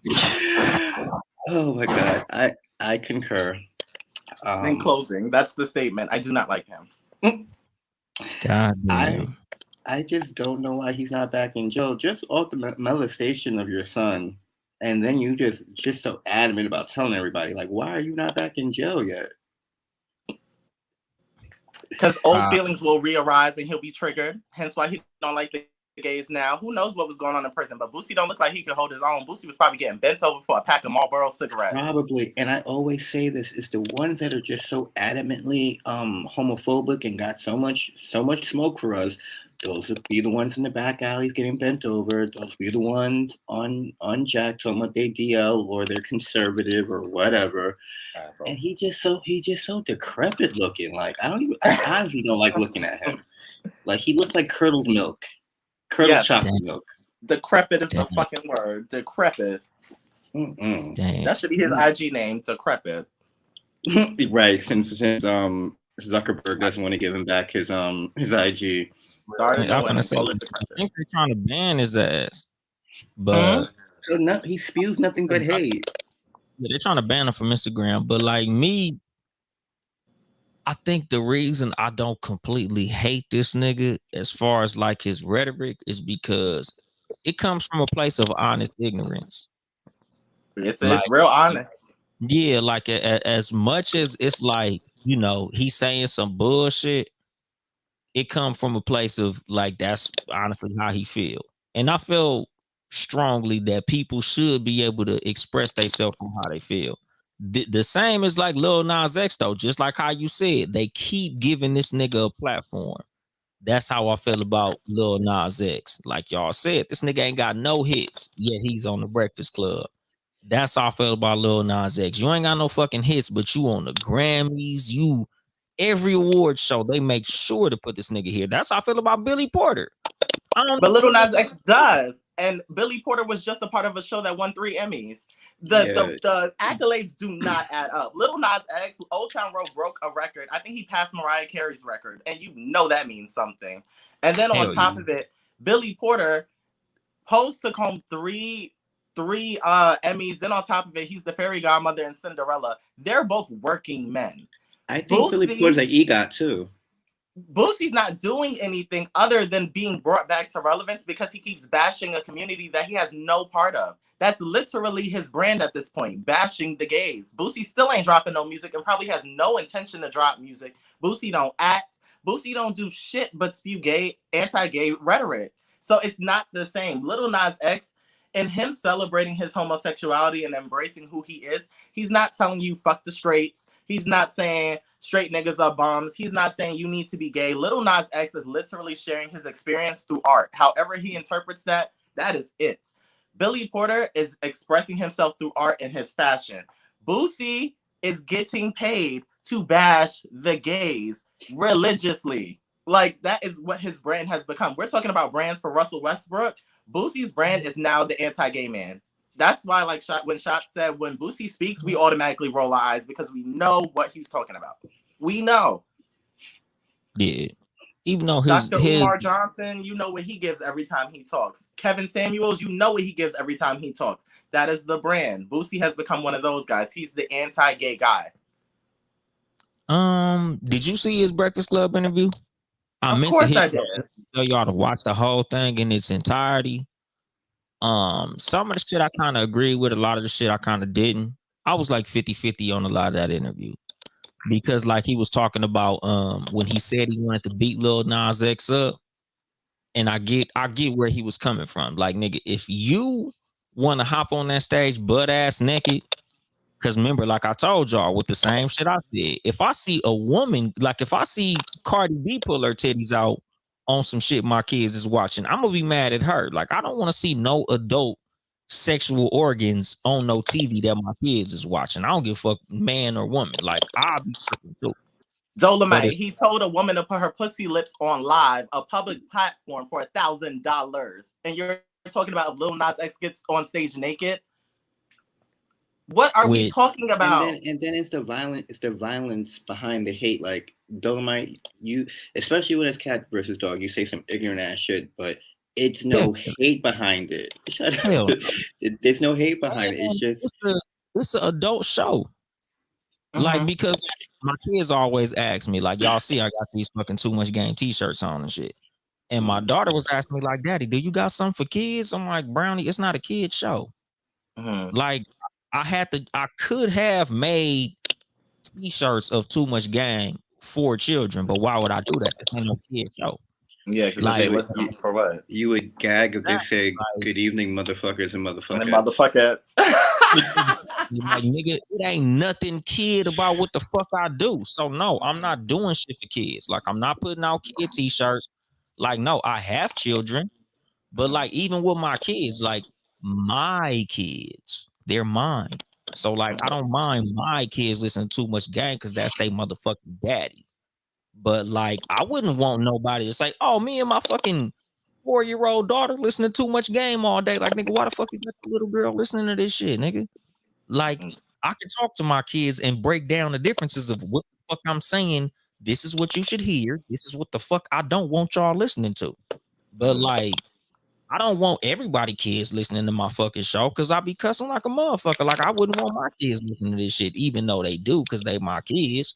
So my son, he be wanting to be supportive. So sometimes I go in the fucking room, my damn son, watching my goddamn show. I'm like, Deuce, what the fuck you doing, my nigga? But it is what it is. That's my son. So of course he gonna look up. My kids want to hear my show. But as far as Lil Boosie, like that nigga's not geared toward kids. I don't think I don't know. He can't control it. But when he said put your pussy lips on live, I was hoping he don't think it's gonna be kids in his live when the bitch put her pussy on that motherfucker. But he an ignorant motherfucker. The same way you talked about the kids watching stuff on YouTube or any of these platforms on these devices. Okay, your kids may not be on Instagram, which I advise not to have your kids on social media to maybe about 17, 18. That's a whole nother story. But who's to say someone else's kids wasn't online when this nigga said that?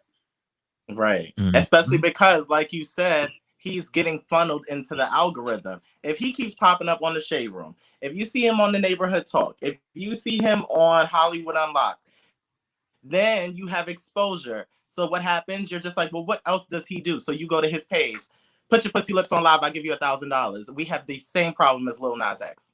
It's more inappropriate, actually. It's actually more, it's explicitly more inappropriate than Lil Nas X. Then I don't know. I really do wish I was in a position like Lil Nas X, because had I heard that on The Breakfast Club, had I heard that he said he would beat my ass if I did this, baby, now we got a new show. Now we got a new show. Because beat my ass. Beat my ass. Right. But see, my thing as far as like what they talking about, like with their whole little back and forth as far as like him saying he'll fuck Lil Nas X up for that shit. Like, I just wish that Lil Nas X would honestly come out and intelligently talk about this shit. Like, honestly, use your platform for, instead of just trolling, really educate motherfuckers on why you're doing what you're doing. Like, look, my nigga, I know you stupid motherfuckers and you think that I'm a detriment to your fucking kids. The reason I'm doing this, I'm purposely pissing you niggas off because my community lacks representation.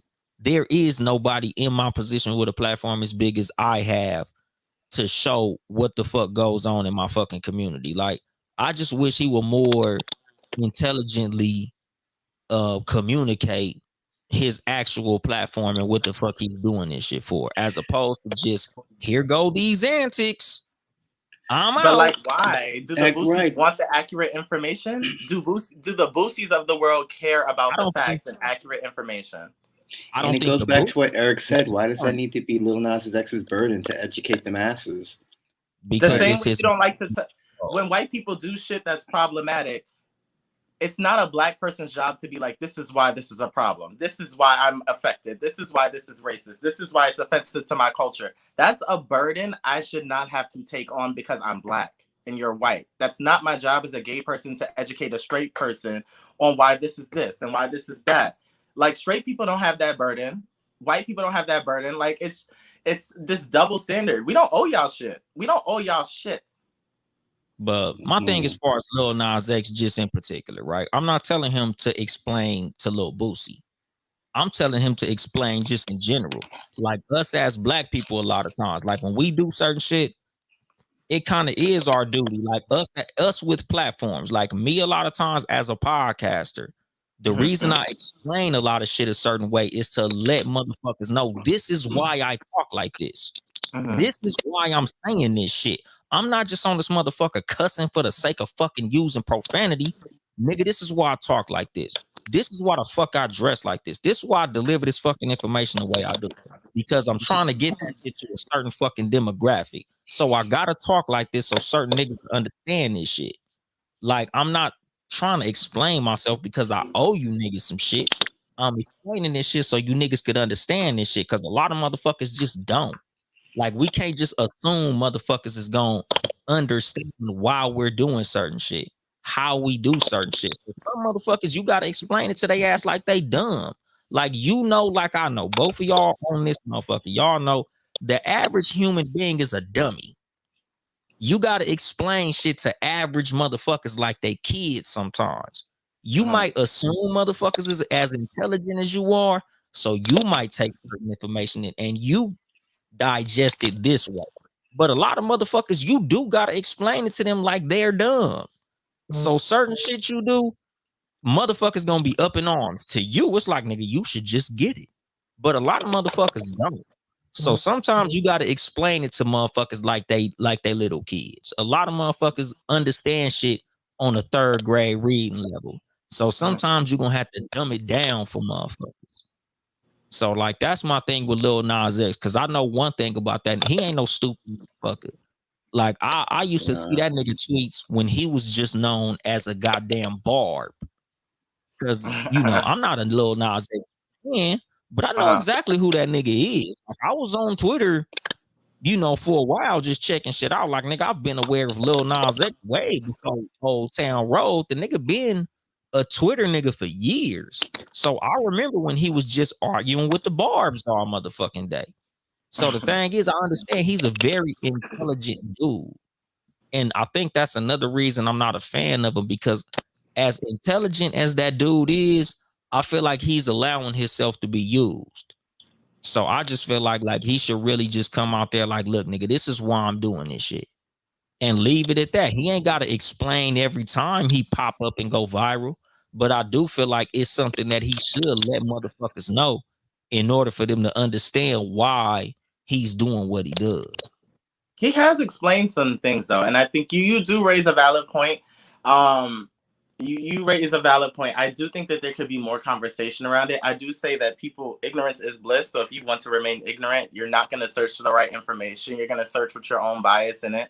But he has had conversations in the past when he spoke about like why the video is him going to hell and all this stuff, and he speaks about his whole life being told that gay people are going to hell and things of that sort. But I think after a while, when you have people that are so hell bent on not understanding you, it's like, well, I'm not going to keep explaining this. I'm not. It's creating a cycle. It's exhausting. You get what you get. You're clearly going to keep watching because you hate me so much, but you're glued.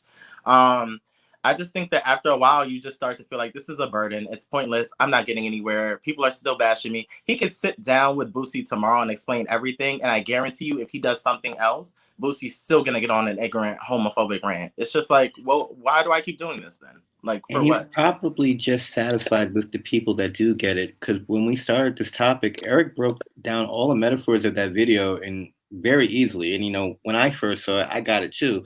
I don't know, that's because I'm gay or because I'm a visual artist, but I got all those cues. It didn't need to be elaborated to me too much. You know, you could be tired of continuously explaining yourself. And then you could also get tired of defending yourself, especially as an artist. Like, this is my shit. I don't gotta tell you nothing. Right. You either gotta buy it or you don't. And Yeah, but the little bit of explanation that he does do, I think is adequate because, like Eric said, you're gonna hate me still. So regardless of how much I can elaborate and break this down for your low attention span, at the end of the day, it kind of starts to feel like you're just wasting your own time when you could just be making this money. But I do get what Dolomite's saying in regards to him possibly being a plant. Like it it it I it do get it, that too. it does feel a little overt at times, but not all the yeah, time. yeah, because that's Yeah. that's my whole point as far as Lil Nas X. Like I told y'all, I'm not mad at him as a person. My thing is just like y'all, this niggas be a lot. So like my thing is as far as him as a person, as a highly intelligent individual, because I understand Lil Nas X is a very intelligent fucking person. I've watched some of his debates about um Lil what's her fucking name? That's sad. Nicki Minaj. I can't believe I damn near mixed Were those two up. you were about to call Nikki Little? The bar's about to Exactly. flame your I shit. I should hang nigga, up. I almost got flamed the fuck up for that shit. I'm not gonna do that. I ain't making that motherfucking mistake. But I used to always watch him argue Nicki Minaj on fucking Twitter. Like, nigga, this nigga got that nigga. He a smart motherfucker. So it's like just the way that shit goes. Like, I just wish that he would explain it better. It ain't his goddamn job. Like, I understand y'all fucking point. That's just my personal feelings, how I feel. Like, it is what it is. Because again, I'm a parent. I got kids. Mhm. Sometimes I don't want to have to sit up there with their asses and sit them down and be like, this is why this is this. This is why this nigga is dressed up like a girl. This is why this nigga acting like a stripper and you can't listen to Lil Nas X no more. Cause like with me, it's like, nah. Once I see that nigga on the teep, nah, y'all cut that shit off. And again, it ain't cause I think Lil Nas X gonna make my kids gay. But like I told my kids, he's for grown-ups. That's the same as when my daughter is playing classy, boozy, ratchet. Brownie, that's a grown-up song. Certain Mhm. shit is for grown-ups. So I filter that away from my fucking kids. Like I can't have my kids watching grown-up shit. I want my kids doing kid shit. So Mhm. Lil Nas X, he's banned. Like when y'all grown, y'all can do all the Lil Nas X you want to. But right now, that nigga's on some grown people shit. So I'm gonna let him do his shit for grown people because I don't want that shit to my motherfucking kids, which to our the last topic that I want to bring up. Raven Simone declined to be a lesbian in the new Disney show because she said the reason I said no was because it's not because I wasn't proud of who I was. I don't want to represent the LGBTQ plus community to children. I don't want to sexualize kids because she got a new show on the Disney Channel. But the reason she declined to be a lesbian in the show is because her thing was she basically didn't want to put sexuality. Like nigga, I was just Raven on That's So Raven. Now I don't want to be Raven the lesbian. I just want to be Raven on this new show like I was Raven on the old show. Not Mhm. Raven the lesbian, but just Raven. So Yeah. how do you feel about her declining to be represented as a lesbian on the new show? I know we were talking. I was talking about this on the podcast earlier, and I appreciated her explanation. I didn't think one was warranted or one was needed, but like you said, some people Yes. do need to like digest this stuff. So I guess there it goes. But yeah, I don't.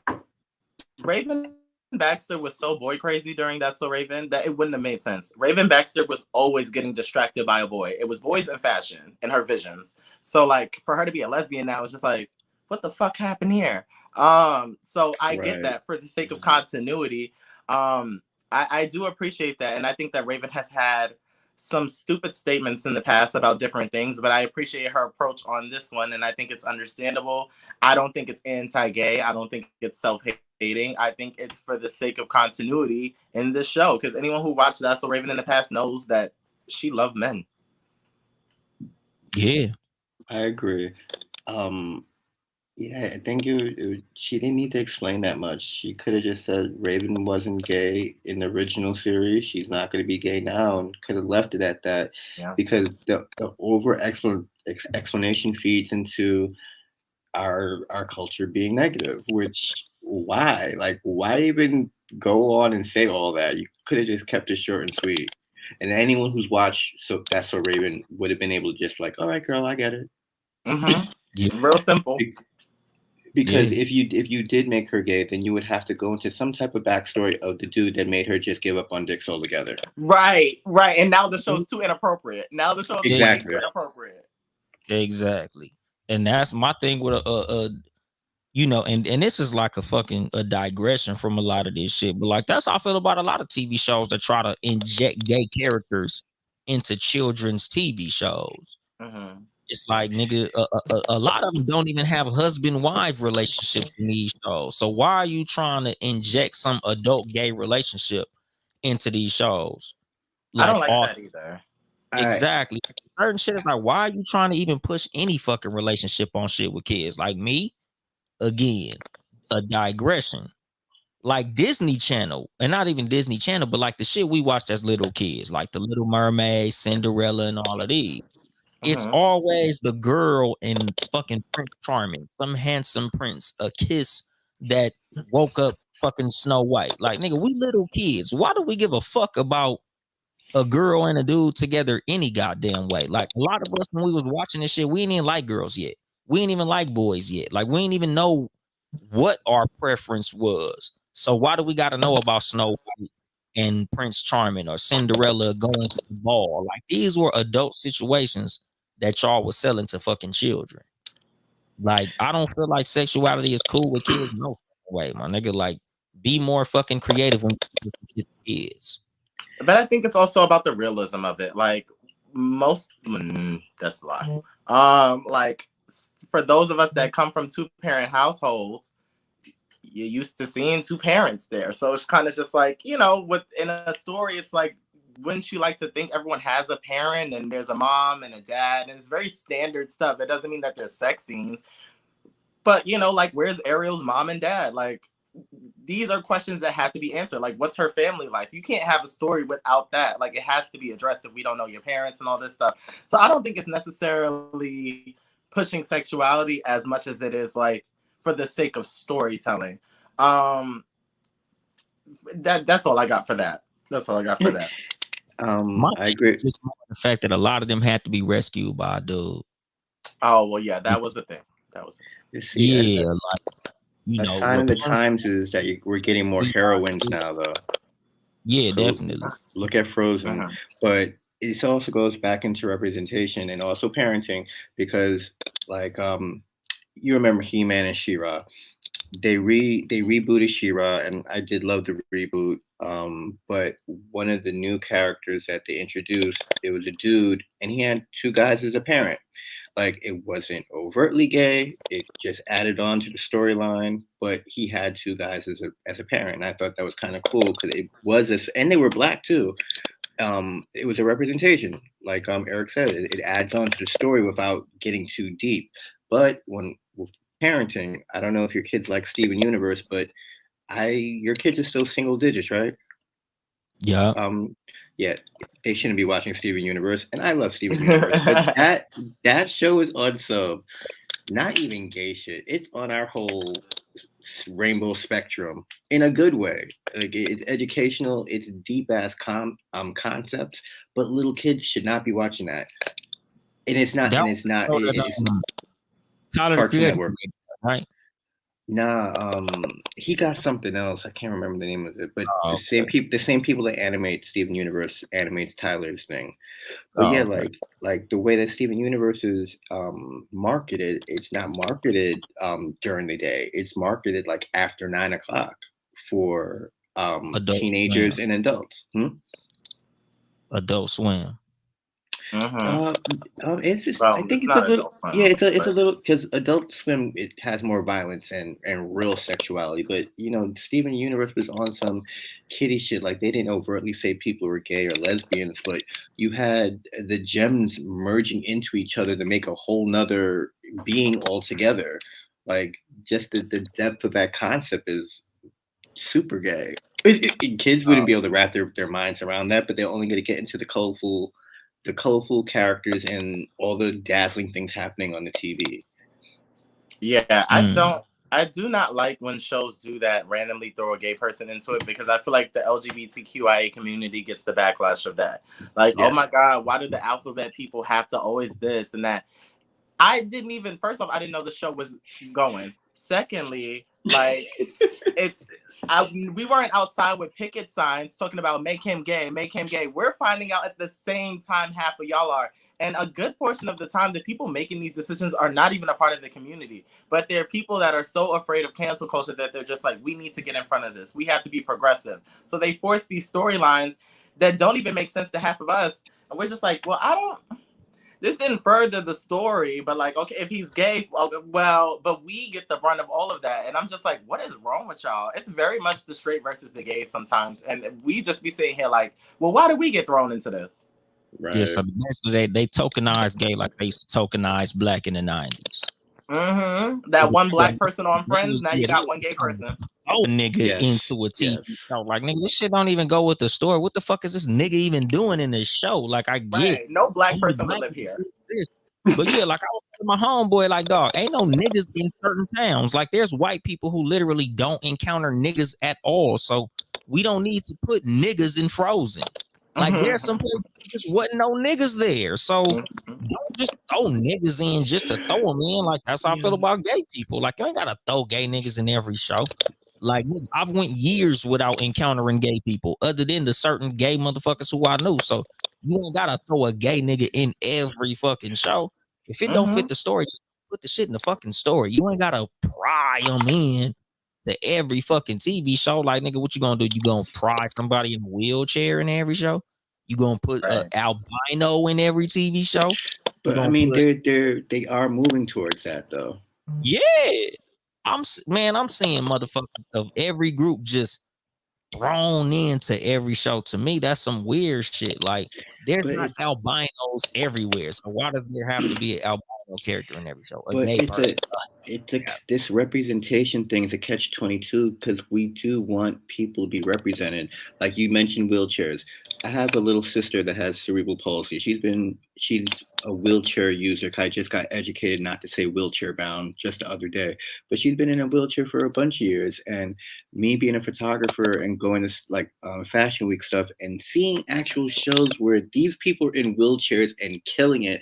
Like I had to call my sister on FaceTime, like, Key, look, and it amped her up. It inspired her. Like you need these things to be implemented, not so overtly, like little by little, which they're not really doing. They're just throwing at us. But everybody in the world needs to be seen and know that there's some type of value, that they hold some type of value that they could give back to the world. And for a long time, it hasn't been that way. So I think because it hasn't been that way for so long, that's why it feels like it's just oversaturation, because we didn't have any of this before.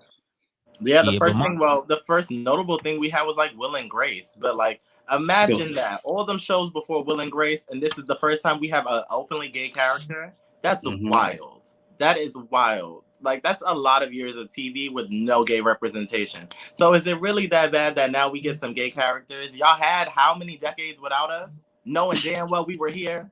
Right. That's crazy.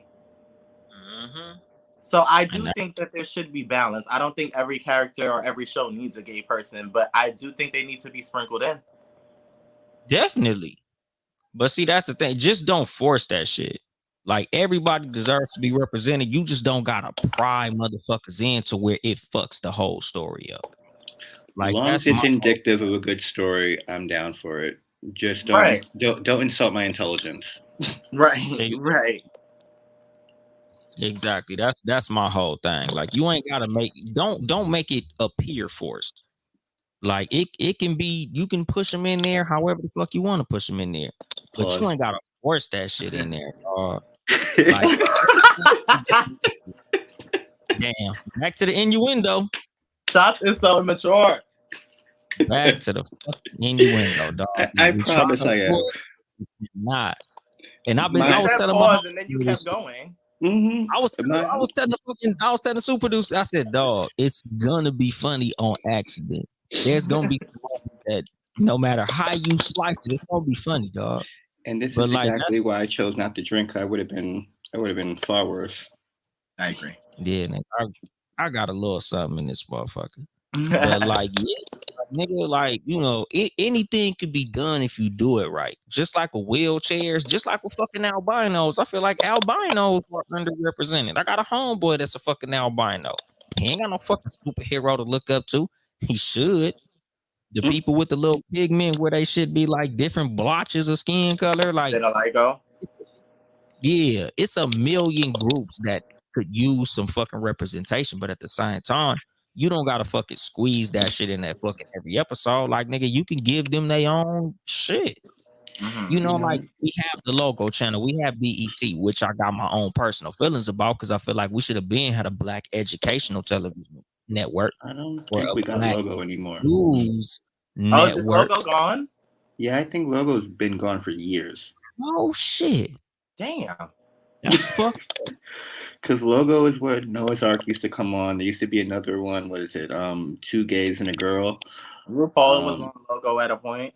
Yeah, but RuPaul's just on VH1 now, right? Now it's on Paramount Plus. It's on a few things. Well, I mean, it's Viacom at the end of the day. Yeah. The cool thing is y'all know where to find y'all shit at. And I don't have no problem with that. Like, even it don't matter what channel you put that shit on. I'm just saying, like, everybody should have their own fucking thing. But like, we just shouldn't be trying to force everything on everybody. Like, just like with fucking Lil Boosie, my nigga. If you don't like gay motherfuckers, nigga, just go be over there where gay people ain't at, my nigga. Like, you shouldn't go out of your way to talk about motherfuckers you don't like. Like, nigga, you show your level of don't give a fuck about what you pay your attention to. I say that shit all because Boosie's one of the girls. Boosie's manager is gay. But that's what I'm saying. Like, nigga, it's certain shit I don't give a fuck about. I just don't fucking speak on it, my nigga. Like, the reason I wanted to have you niggas on this show is because I don't want to do 6 episodes about Lil Nas X. I don't want to do 5 episodes about gay shit. Like, Mr. Shots listens to my show all the fucking time. So he know whenever I speak about the LGBTQ plus community, I say how I feel and I move the fuck on. I don't got these drawn out episodes where I say what I like or don't like. It's just like, if this has something to do with y'all, I speak on it and I move the fuck on. I got homeboys in this community. So I'm not gonna speak ill on y'all or say nothing negative that I wouldn't literally say to you niggas when I talk to you niggas, because I talk to y'all all the fucking time. So how I feel is how the fuck I feel, and I move the fuck on. That goes with every fucking thing. So like with a nigga like Lil Boosie or other people who have certain feelings about certain groups, it's like, my nigga. And Mr. Shots know I say this shit all the time, dog. Homophobia is gay shit. 99% of the times, if you are a big homophobe and you just going out of your way to comment on these niggas, it's because either somebody fucked you, somebody touched your butt, you've been fucking molested, or something in that fucking area, my nigga. You don't just hate gay people because you hate gay people, my nigga. You hate gay people because something happened to you. So just address that shit. Don't go shitting on niggas that ain't got nothing to do with you. Speak on what the fuck affected you to make you feel this way about these people, because it's something, my nigga. You ain't just wake up and say, you know what, I just hate gay motherfuckers. Nah, nigga, something happened to you to make you feel that way. So address that shit, my nigga. Go to therapy or something, my nigga. Like, do a public therapy session. And sometimes it's inherited. Yeah. That's true. You know, because some motherfuckers was, like I told y'all, I was raised like that. Nigga, I was raised on, if a nigga come at you sideways, knock they motherfucking ass out. But me personally, everybody who know me know, nigga, if I get some information that is, you know, good for me, I don't mind saying, okay, you know what? I was wrong. Let me go in the right fucking direction. But everybody ain't like that. So a lot of what I talk about on this motherfucking show is, nigga, be like that, my nigga, because you gonna come across some information that's contrary to what the fuck you was raised on, and it's gonna be something that can help you. So, nigga, just go with what helps. I agree. But, you know, that's my fucking thing, dog. And my nigga Black Widow, who just got in late, said homophobic dudes, in my experience, almost always gay. Exactly. A lot of times, what you pay the most attention to is the shit that is the biggest to you in your life. So if you super homophobe, you probably super homophobe. I just try to keep myself away from that because my mouth is too smart. I'd be the first one to be like, I know I'm cute. Get over yourself. I've already gotten over myself. Exactly. Like it was explained to me by my homeboy who basically opened my eyes to the whole experience of homosexuality. He was like, a lot of you niggas who are straight, who think that all the gay niggas are into you, it's the same as if you was a dude just assuming all the women were into you. Just because we like dudes don't mean we all want you. Get over yourself. You ain't that motherfucking sexy, my nigga. You cool, but you ain't so sexy that all the gay niggas are on you. So don't be uncomfortable around gay dudes because we don't all want you, just like all women don't want your ass. All right, So, now that's a word. you know, that's the reason I'm so comfortable around gay dudes. Nigga, I don't assume that every gay dude wants me. And like I tell my homeboys that are straight, that feel like there's something to me being cool with gay dudes. I tell them the reason I don't mind being around gay dudes is because the only way a gay dude is gonna fuck me is if I want to fuck a gay dude. That's the only way it's gonna happen, my nigga. They Right. It's just they're not true. gonna rape you.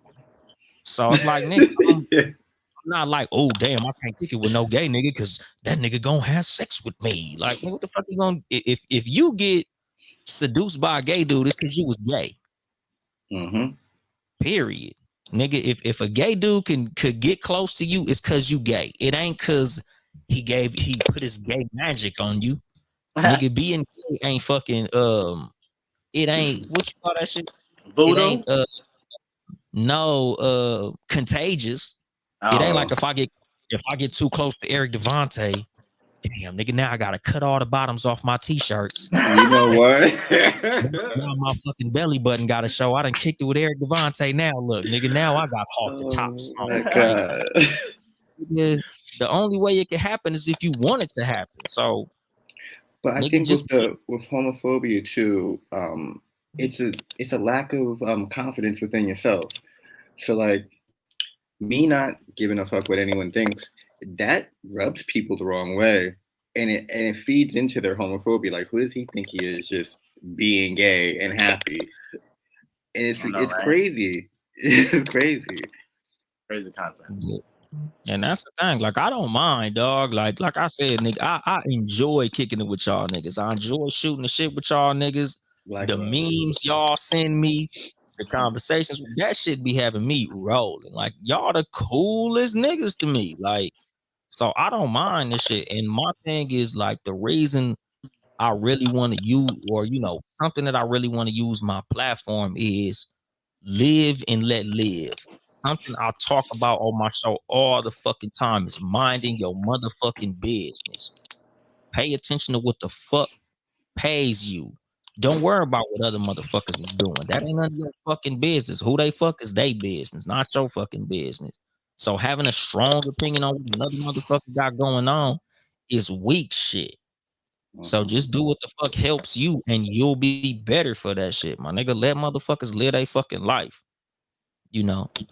And that's just what it is with me. But we done gone 2 hours and some fucking change. So Right, and y'all, your comment section was popping. You need to have the Rainbow Coalition on here more often. nigga, I'm telling you, nigga, shout out to what's your homegirl name? Sanaya Bamboo.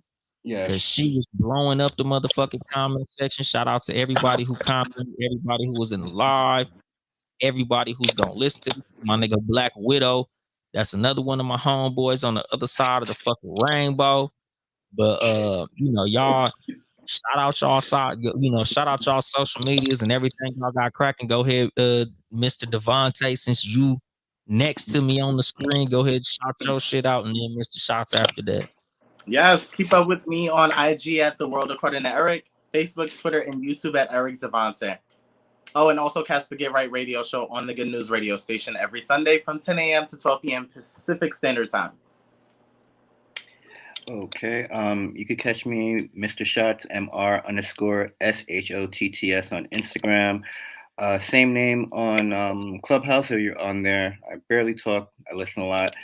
You can check my artwork out. I'm working on a book of poems and illustrations, just getting a little stalled. And yeah, I'm open for commissions too. Check me out, but also check out the Too Much Game podcast. You know, he'll get to it when this motherfucker wants to get to it, and hopefully, the cat versus dog comes back as well. Right. I miss you guys. We doing our best, but yeah, you know, y'all motherfuckers already know. If y'all here, follow me on Instagram at Uncle Dolomite or at Too Much Game Podcast, both Instagram and Twitter. YouTube, Too Much Game Podcast, or just Google the Too Much Game Podcast in general. All my shit'll pop up, my nigga. Y'all niggas go buy some merchandise at Too Much Game Podcast .store. Yeah, and I think I'm gonna get go in my ahead and mug when I start get my home. music. Exactly. I gotta start my music to get into the official shit. So here we go right here. If you would like to support us financially, it's patreon.com/townhouse media, town e house media. Support all the Townhouse Media podcasts. Sport for You podcast, Tuesday evening, 6 p.m. Pacific time. Mark, John Watson, and motherfucking Nick Freeze. No Rules podcast, Wednesday evenings, 5 p.m. Pacific time. Live on YouTube and fucking Facebook. I be forgetting. I be fucking my fucking shit up, nigga. I don't got no shit. I just be talking shit, my nigga. You know, follow me on every motherfucking thing, all social medias, YouTube, and all that shit. Look up the Too Much Game podcast. I greatly, deeply appreciate my two guests, Eric Devonte and Mr. Shots. I'm just gonna go ahead and close it fast, cause goddamn, nigga, we been going a long time, my nigga. I ain't here to help you get bitches. I'm here to help you get better. Too Much Game. Okay.